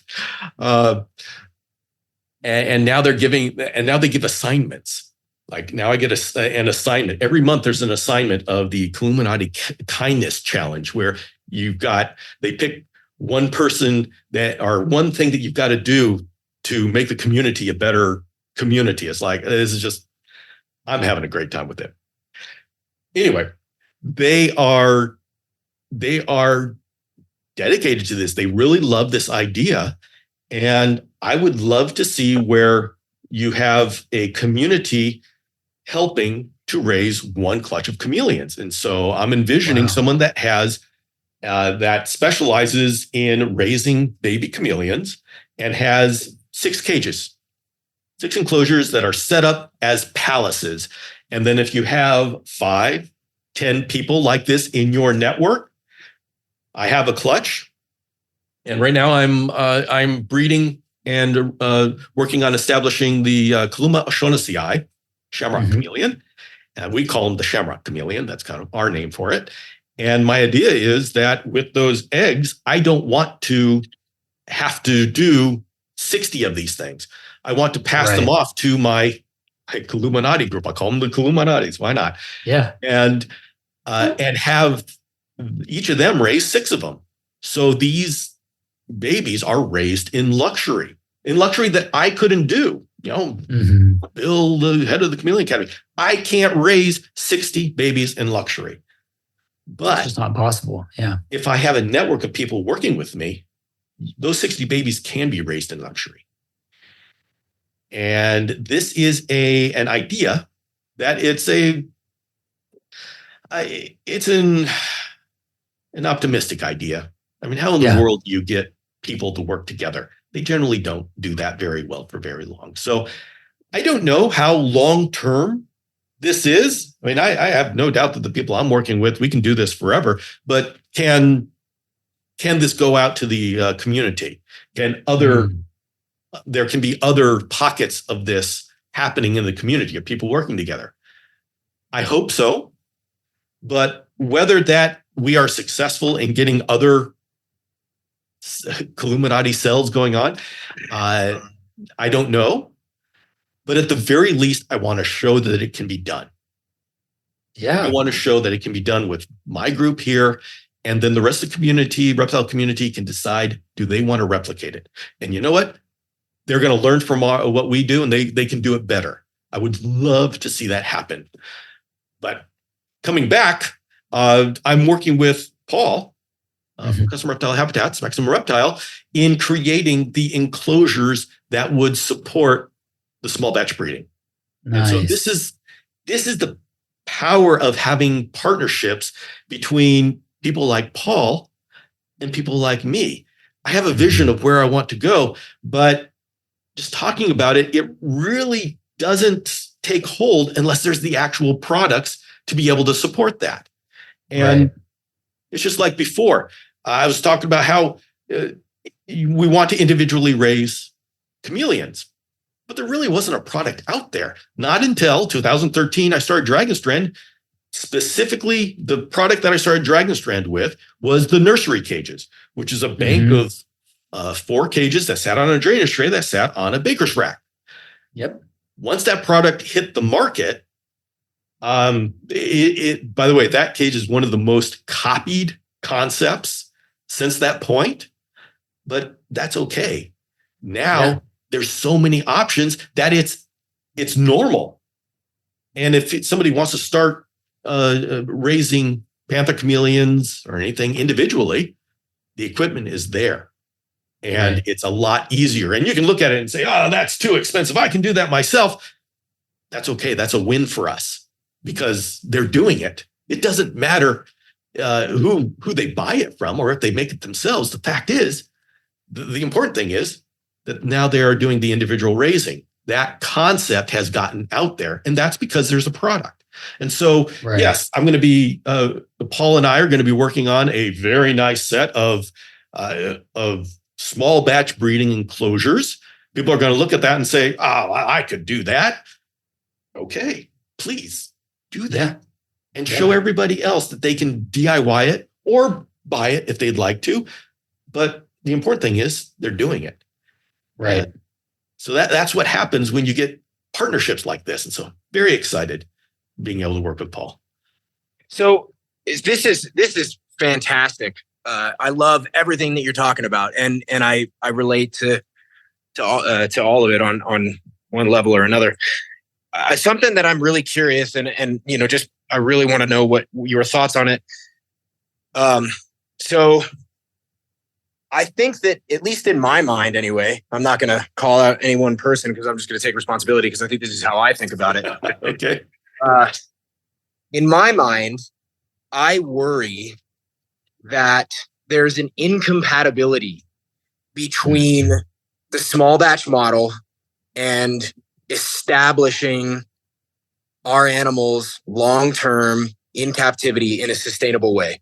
Now, logically, I don't think there's an incompatibility, but I do think that there's probably a balance to be struck between some level of scale and ethical small batch stuff, right? Like, because obviously, if we look at dogs and cats, this isn't, dogs and cats. People have pointed to them and said, "Oh, well, look at dogs. You have golden retrievers. I've got a golden retriever, and golden retrievers have survived because of a number of noble individuals who just took it upon themselves to breed and be ethical. And there was just a sufficient number of those people to continue those breeds into the future." But I don't think that's an accurate representation of what it took to get most domestic dog breeds. Most domestic dog breeds up until 150 years ago served a very distinct purpose culturally across the globe in one way or another, whether it was hunting or work or some utility. And as soon as that utility was lifted and the advent of medical interventions in breeding and dog birth was mixed in there, we started getting a different kind of animal in our homes, right? And it's probably not entirely all for bad. I think there's probably some positive sides of that, right? And so as much as I appreciate dog breeding, I think horse breeding might be, or, equestrian stuff might be a better example. But even then, it's still the same problem. They do work. And so do you think there's any inherent incompatibility between the particular scale that would be needed to establish a species in captivity in a given nation, or at least globally, and the small batch thing? Or is this a misnomer on my part? Is this a misunderstanding? I think the small batch breeding model is the way that we will be able to establish species in captivity. Mm-hmm. If you look at what we've done in these past decades, we have failed so much to be able to establish chameleon species in captivity. Right now, if all imports stopped, we'd have panther chameleons, veiled chameleons. We might have carpet chameleons and Parsons chameleons, but that's it. And the Parsons chameleons, I'm not sure how established they are. They just live a long time, so we may have them for a long time. And so you say, well, wait a minute, why is that? We may have Jackson's chameleons because I think we have ranches on the United States soil. So, but that's not what I don't consider that a captive victory. So the problem is that we have so many choices with chameleons that it's so hard for anybody to focus on it. And if somebody's going to focus on it long term, it has to be something that's financially viable, like a panther chameleon. And veiled chameleons are only because you've got larger companies doing it. You don't have hobbyists doing reliably producing veiled chameleons, not because they can't, but because you just can't sell them. And the problem is that there just isn't a market to sustain all these different species that we can breed. With the small batch breeding model, it allows hobbyists to make a substantial contribution to it. If we have, say, I think it's like 25 pairs are the minimum to establish a species, and it goes up to there depending upon what you consider establishment. Right. We could have 25 small batch breeders, and then of course we now need customers of those, and that's a marketing effort. But it's a lot easier to have 25 small batch breeders that are in a network than it is for one person to handle 5 pairs, 10 pairs. And so this is absolutely not an easy thing to do. I mean, whenever it comes to coordination, can this work? I don't know. But theoretically, hypothetically, this is something that could establish a species. Right. And once again, all of this, I don't know. It's more of a shot in the dark. It's more of a, hey, you know what? This is a good idea, and it's good enough that I want to try it and want to see what you can do. We're going to try it. We are in the process of doing it. I've got people who are supporting me that are enough of a community that we have a core that we can try it. And what happens from it, we'll see. We'll see what comes of it. And in 5 years, people can look at what we've done and decide, is there any use in this? Is this a model that we can use going forward to achieve some goal? Right. And I have my ideas of what I would like that to be, but I don't know what that's going to be.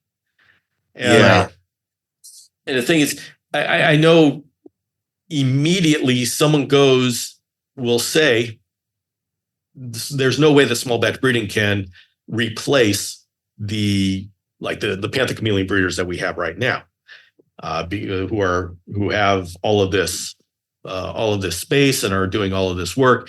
And the mass breeding is a completely separate. Where the idea is not to replace the mass breeding. Right. The mass and the mass breeding I'm talking about is multiple pairs. I don't mean like what the hobbyists are doing right now. Thing is, what the hobbyists, the hobby breeders, or the people who have made it a business are doing right now, that is fueling the growth of our community. Right now, I am not in a position to say they should change anything that they are doing. I don't want to mess with the growth that they are creating for our community. So if this small batch breeding eventually in 10, 20 years changes the way the larger breeders are doing things, 2 thumbs up, good. But that's not my intention. And I know we often get into this clash of the keepers wanting the enrichment and bashing the breeders that have the minimalistic setup. Yeah, it would be great if the breeders would be able to have completely naturalistic and enriching environments. I don't see a way to do that and still maintain the output that they have, which is fueling the growth of our community, which is fueling the ability for exotic veterinarians to make a living. And so we get better care, and we have more people in the community, which raises our ability to have political sway. I mean, there are things we don't want to mess with. Right. Yes, we need to move. We need to move things forward, but I am not going to tell the minimalistic people doing minimalistic breeding that they need to change something unless I can say and move to this because it works. I don't have that answer right now. So what I'm talking about right now is not intended to say that they need to change to this. That's a totally different conversation, a totally different path. Yes, there's good things, there's bad things. It's just a whole ball of wax, another conversation. So I just want to make that clear right now. And what they're doing is fueling our community. We can't just stop that, or else our community literally falls apart and dies. If they aren't doing that, right now, my idea of small batch breeding, what I'm talking about, this cannot sustain the community. At least not at this point. I mean, you can't just all of a sudden switch over and everybody's like a backyard breeder. That won't keep our community growing. We will collapse. We're not there yet. So these are different conversations. Yeah. And let's move forward and experiment and see how it all works together. Right. I mean, you're talking about innovation. Again, we're talking about innovating in the actual breeding process, and what could be possible there, right? And there are risks and drawbacks and all of that stuff. But I think it's a worthy exploration. And I definitely feel like that model is more the model that I feel aligned with personally too, just in terms of like my own disposition and capacity. It's like I have a handful. I have a kind of eclectic array of species that I work with. Typically I have 1 or 2 pairs of each. That's it. And if I produce, 1 clutch a year with each thing, that's great. I don't think I have the mindset or the will, or the disposition to be producing in huge volumes. It just wouldn't actually work for me. And so I think that it's good to have a variety of different approaches and different ways to participate in the broader project of herpetoculture. Yeah, I've gone through all the stages. Oh yeah, absolutely. Oh no, go ahead, Phil. Go ahead. Okay. Yeah, I feel like part of why this is so intriguing to me is because, I feel like I'm in this weird, like personally, I'm in kind of this in-betweeny role where like I produce a lot of animals every year, but it's not to the point where I am overwhelmed or can't produce or put out what I've ended up calling is like artisanal Uromastyx and Xenogama, but I like small batch a lot better. And I feel like I'm just late to the party on that. Over here, I'm thinking like, oh, it's a good idea I had. No, this wasn't you, dummy. Somebody thought of this a long time ago. But I appreciate the distinction between sort of small batch mass production and then sort of like industrial production, and I feel like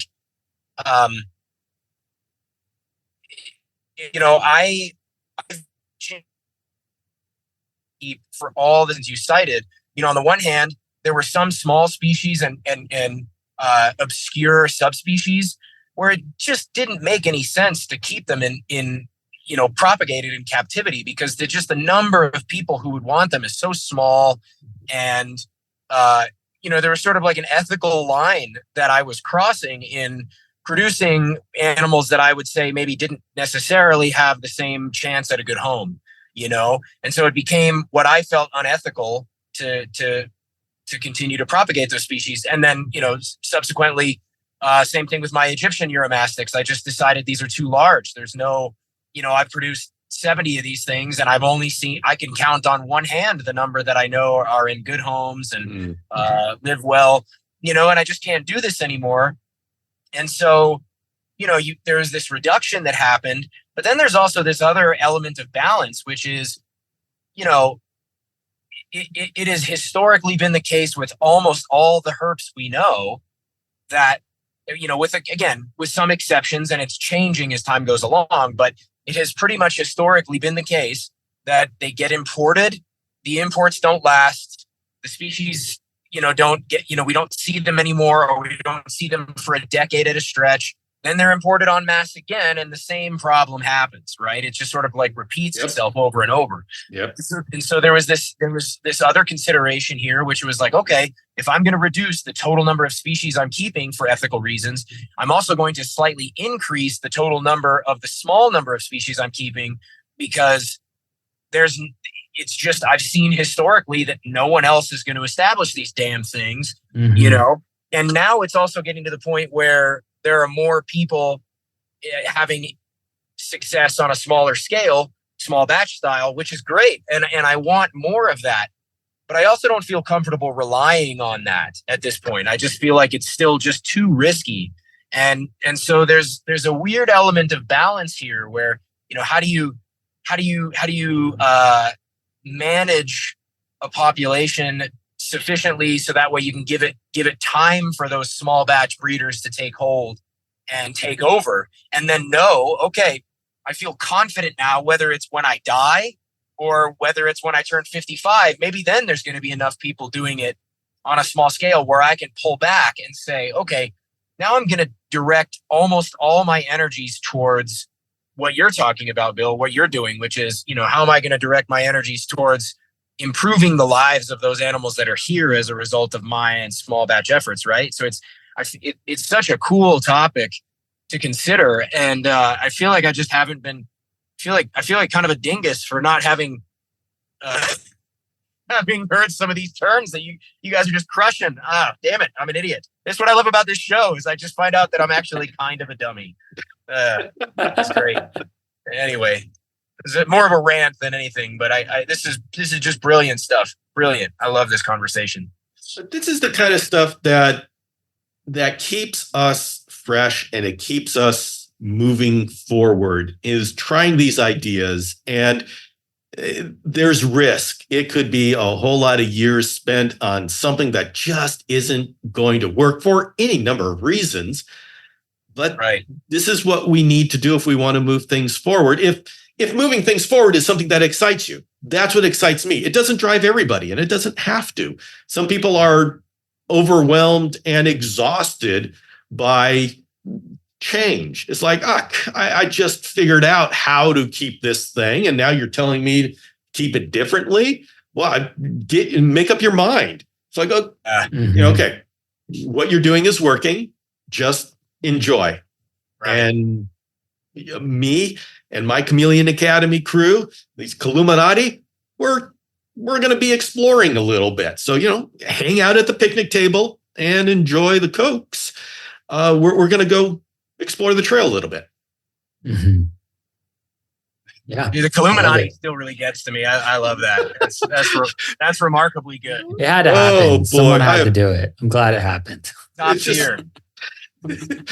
These people, it just started. I had nothing to do with it. I was just it just sure.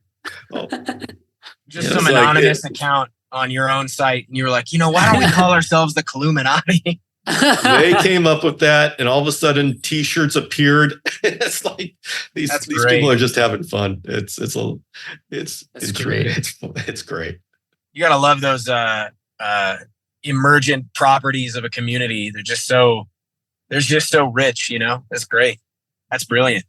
God damn, that's too funny. That is way too funny.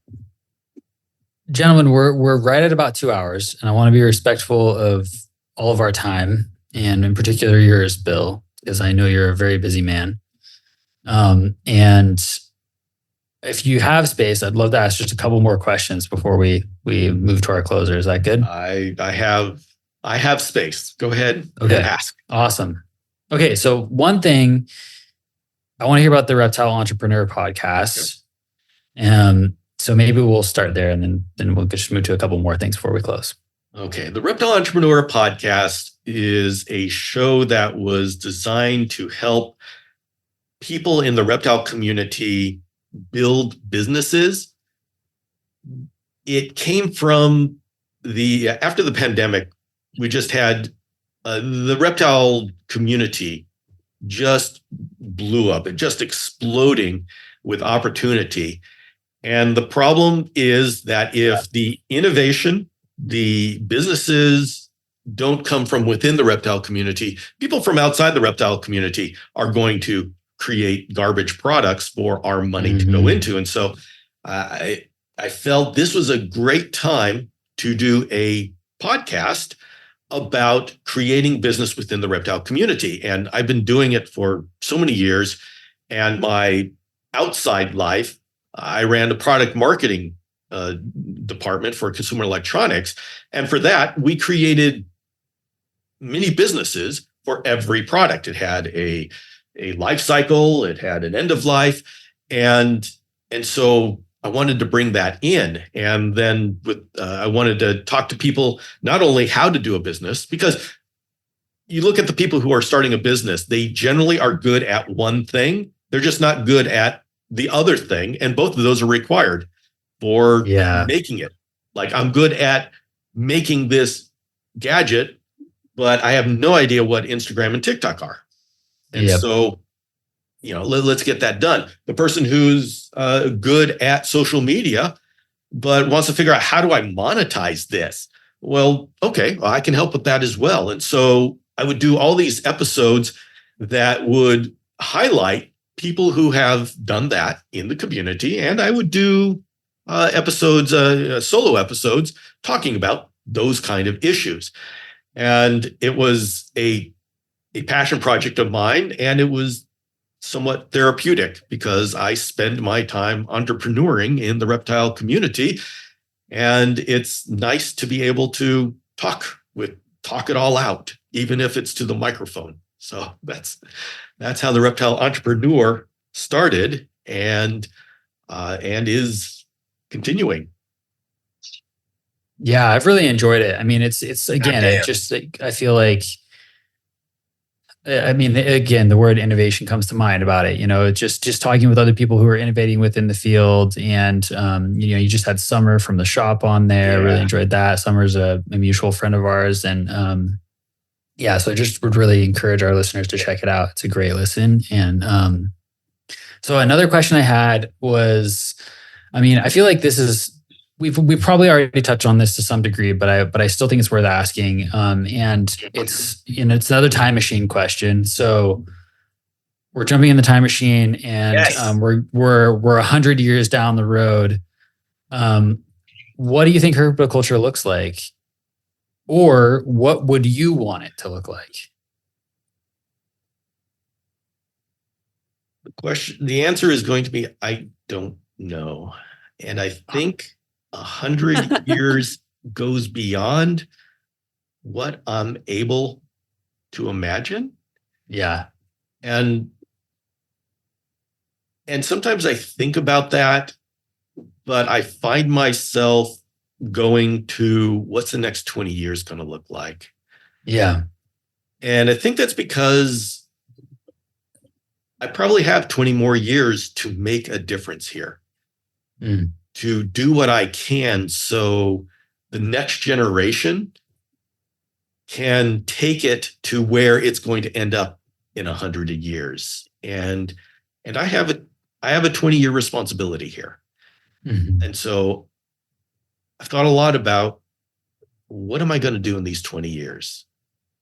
In general speaking, I hope it goes along the same route of figuring out, how do we enrich these animals' lives? We've gone, I term it the difference between a circus mentality and a zoological garden mentality, where we started off, the circus mentality is we have these animals so they can entertain us and do what we want them to do.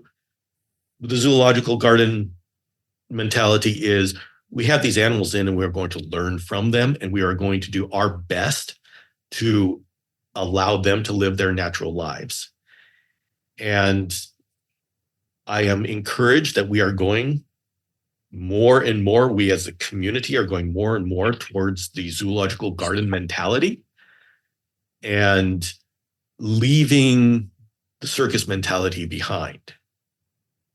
I think if it continues on this way, we as herpetoculturists will have fewer and fewer reptiles in larger and larger and more naturalistic enclosures. But I think that's upon us. We're starting on that right now. So I think that's a little bit of a cop-out as to where we're going to be in 100 years. I think we're going to accomplish that within the next 10, 20 years. And I'm going to be very happy to see that. Where we'll be in 100 years, who knows? I don't know what we'll be able to do. My brain goes to about 20 years. Yeah, I think that's very fair. 100 years is kind of a big ask. We should have said 20. Hey, I wrote that question. How dare you, Roy? How dare you?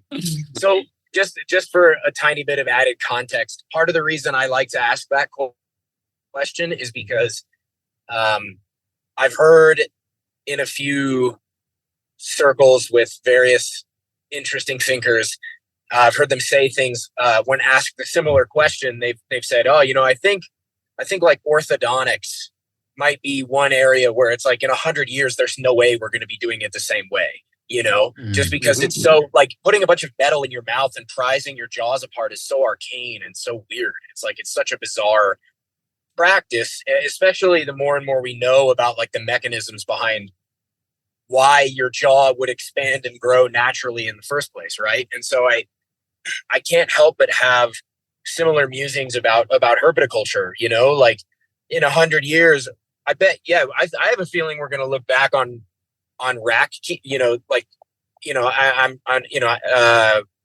really industrial style rack keeping as like horrific, like it and it's a drag to say, because there's lots of people who I appreciate who I have a lot of respect for who keep that way. And it's, I don't think it's, anyway, I'm not trying to open up that can of worms. I just meant as an example, Yeah, I agree. And really, when you're looking at people who keep in racks, all it takes is for all of us, everybody in the community, to present a way that works, that is better. And so sitting here and judging people and saying, "Oh, you're horrible," that doesn't get us anywhere. What are they going to do? Right. Are they going to shut down the business? Oh, okay, so what are we going to do when they shut down the business? I mean, okay, do we just no longer have those snakes now? So it's if we want to make that change, it's up to us to figure out the path. How do we do that? How do they do that? Let's come up with a solution. Instead of saying you're wrong and you're horrible, okay, So where do we go? Right. And just saying, look at my wall unit. Yeah, that's beautiful, but if it doesn't work, at least not yet. And so we need to realize the benefit that we get from that, the benefit the whole community gets from that. Whoa. Oh. The lights went off. You still see me? Oh, you still see me. Oh, yeah. We can see you. Yeah, you're good. So, I mean, that's the challenge for all of us, is to come up with solutions, not just the problems. We're very good at coming up with problems and figuring out who's to blame. What's the solution? Let's be the solution. And so that I think that is the biggest challenge going forward, is with these new ideas. And we're entering into this new age where we care about the enrichment of the animal.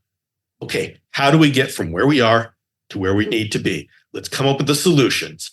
And those are the people who are really going to move this community forward, are the people who are working on those solutions. Mm-hmm. And I'm working on it with the Chameleon community. So, everybody else, everybody needs their own people moving forward. Absolutely. I mean, and you set a strong example for how it can be done. So thank you for that.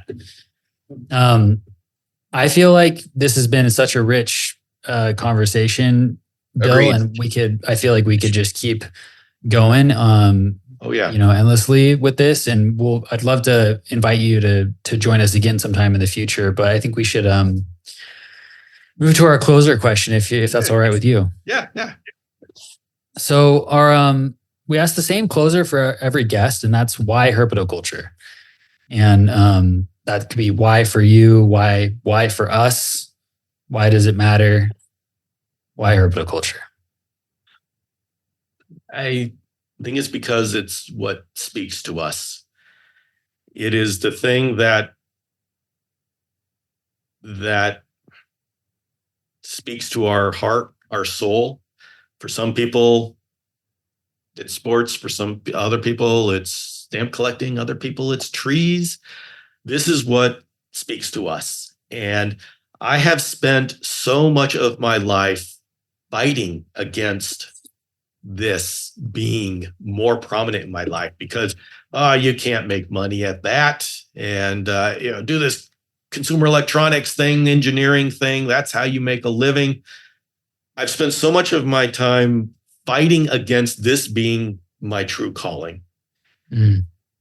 And it has stuck with me for so many decades that I finally just have had to say, this is me. This is what I am meant to do. And it's time to stop fighting it and just accept that this is what I'm supposed to do. And it's time to embrace it and dive headfirst and live it. And a calling like that, where does that come from? I don't know. That's amazing. that really, you're gonna make me cry, Bill. That really, yeah, that was pretty. That really got to me in a super strong way. Yeah. I feel like there's something so relatable to what you just said. I feel like we've all, I remember the first time somebody ever said to me, "Oh yeah, you could totally make a living doing reptiles," because I was like, "Excuse me, you can do that?" No one ever told me that was a possibility. No one ever suggested it. No, and I was too stupid to realize that there were examples out there that I could have looked at and been like, "Oh yeah, if they can do it, I can do it." And there's so many social things too, where, I feel like so often people will ask, well, what do you do outside of the martial arts, jiu-jitsu and Muay Thai? And I'll say, well, I have this reptile thing, and people are picturing like a little terrarium in the corner, like a little critter keeper in the corner of my bedroom. And I'm like, no, dude, it's like a real, this is like my job, bro. Like, this martial arts is a side hustle. It's a hustle, it's like a side hustle. I mean, my bosses wouldn't, they know what I mean by that. Like that, but I don't want to get myself in trouble. That's not what I meant, but you understand what I'm saying. It's it can be really tough. I feel like even the some of the worst people who have ever existed in herpetoculture deserve at least some credit for the courage that it takes to really go against the grain in an industry that can be maligned and kind of looked down on, and people think it's kind of grimy and gross. And obviously we've had a lot of examples set in the past of that, so it makes sense why they feel that way. But still, I think it takes a lot of courage. I think it's hard to do. And I think that felt wrapped up in everything you were just saying. I really mean it when I say I found that very moving. That was great. Yeah. Yeah. Thank you for it, Bill. It is a life journey, and it's about finding yourself. Mm-hmm. Yeah. For real. Well said. God damn. Well, I can't think of any better note to close out on than that. Yeah. So thank you again, Bill. And I will include a whole bunch of links in the show notes to where folks can find you, Reptile Entrepreneur, Chameleon Academy, all of that stuff. Is there anything you would like to add on top of the kind of obvious social media presence stuff that I already am aware of?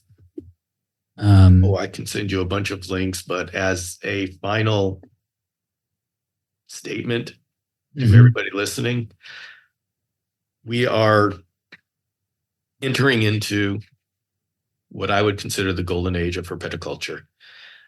I have been through so many stages from the beginning where we were just working to keep them alive, and getting to this level where we're figuring out how to give them the best life. This is a very special time in herpetoculture. And if you're just starting now, embrace it and realize you are going to take us into a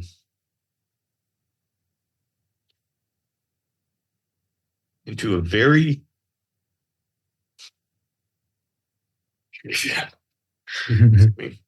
a very special place where these creatures, these animals, these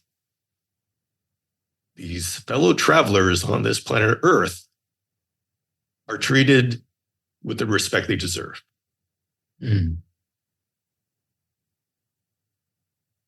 And go forward with confidence that you are doing something, taking us to a very special level. And I am grateful that I've been able to get to this point, and I'm excited to see where you all are going to take us. And I'm going to do my best to give you the foundation you need to go far. Just excited to see where you're going to take us. Beautiful. Thank you, Bill. Straight up gonna cry, dude. I think we're all crying a little bit over here. As it should be. It's good. It's I'm already crying enough these days, Bill. Well, we've gotten to a place where this isn't just a hobby. No, totally. This it's is so what much more drives than that. us. And it's not just that we're wrapping a cage around something. Yeah. We are caring for a very special life. And I mean, that is a very special thing that we are doing. And it becomes more and more special the further along I get. And I wish for everyone out there that are, no matter where you are in your journey, that you get to this point and find this appreciation for these reptiles that we're keeping as individuals. Yeah. Yeah. I'm brought back to a conversation we had earlier on and we were speaking with Philippe de Vogely, and he spoke about how, herpetoculture offers an opportunity for encountering another kind of mind. And Philippe is awesome. Yeah, Felipe is so Right. awesome, man. But it's just so true. It's so important that I think I mean, that's something that we've always done as a species. And, you know, we're doing it less maybe these days than we ever have. And I think that for those of us in the world of herpetoculture, we somehow innately know the value of that. You know, that herpetoculture offers us a mirror of the value of experiencing another kind of mind. And so I feel like that really came to the fore with what you were just offering there. So, yeah. You get to hang out with little mini tree dragons. I mean, it doesn't get better. Pretty damn cool. I'd say so. It's a pretty special thing. Yeah. It's a pretty special thing. Very, very few humans in history have been able to do that. Yeah. Yeah. You know? In the way that we get to do it. It's Yeah, pretty in the lucky. way that we get to hang out with them, you know? It's weird. Yeah. Yeah. All right, everybody, go and be happy. Don't be. All right. Yeah. All right, I'm gonna hit the button. This is a kind of happy. This is like nostalgia. Yeah, happy, yeah. You know? Yeah, Enjoy. it's good. We're This doing is great. good. We're in our feelings. Yeah, this is the game. All But right. yeah, that's awesome, man. This was a wonderful conversation. Yeah. Oh, it's been great. Thank you very much for having me on. Yeah, thanks for doing Pleasure. it. Really, really appreciate it. Well, you want to hit the button, Roy? I did. Yeah. Here it goes.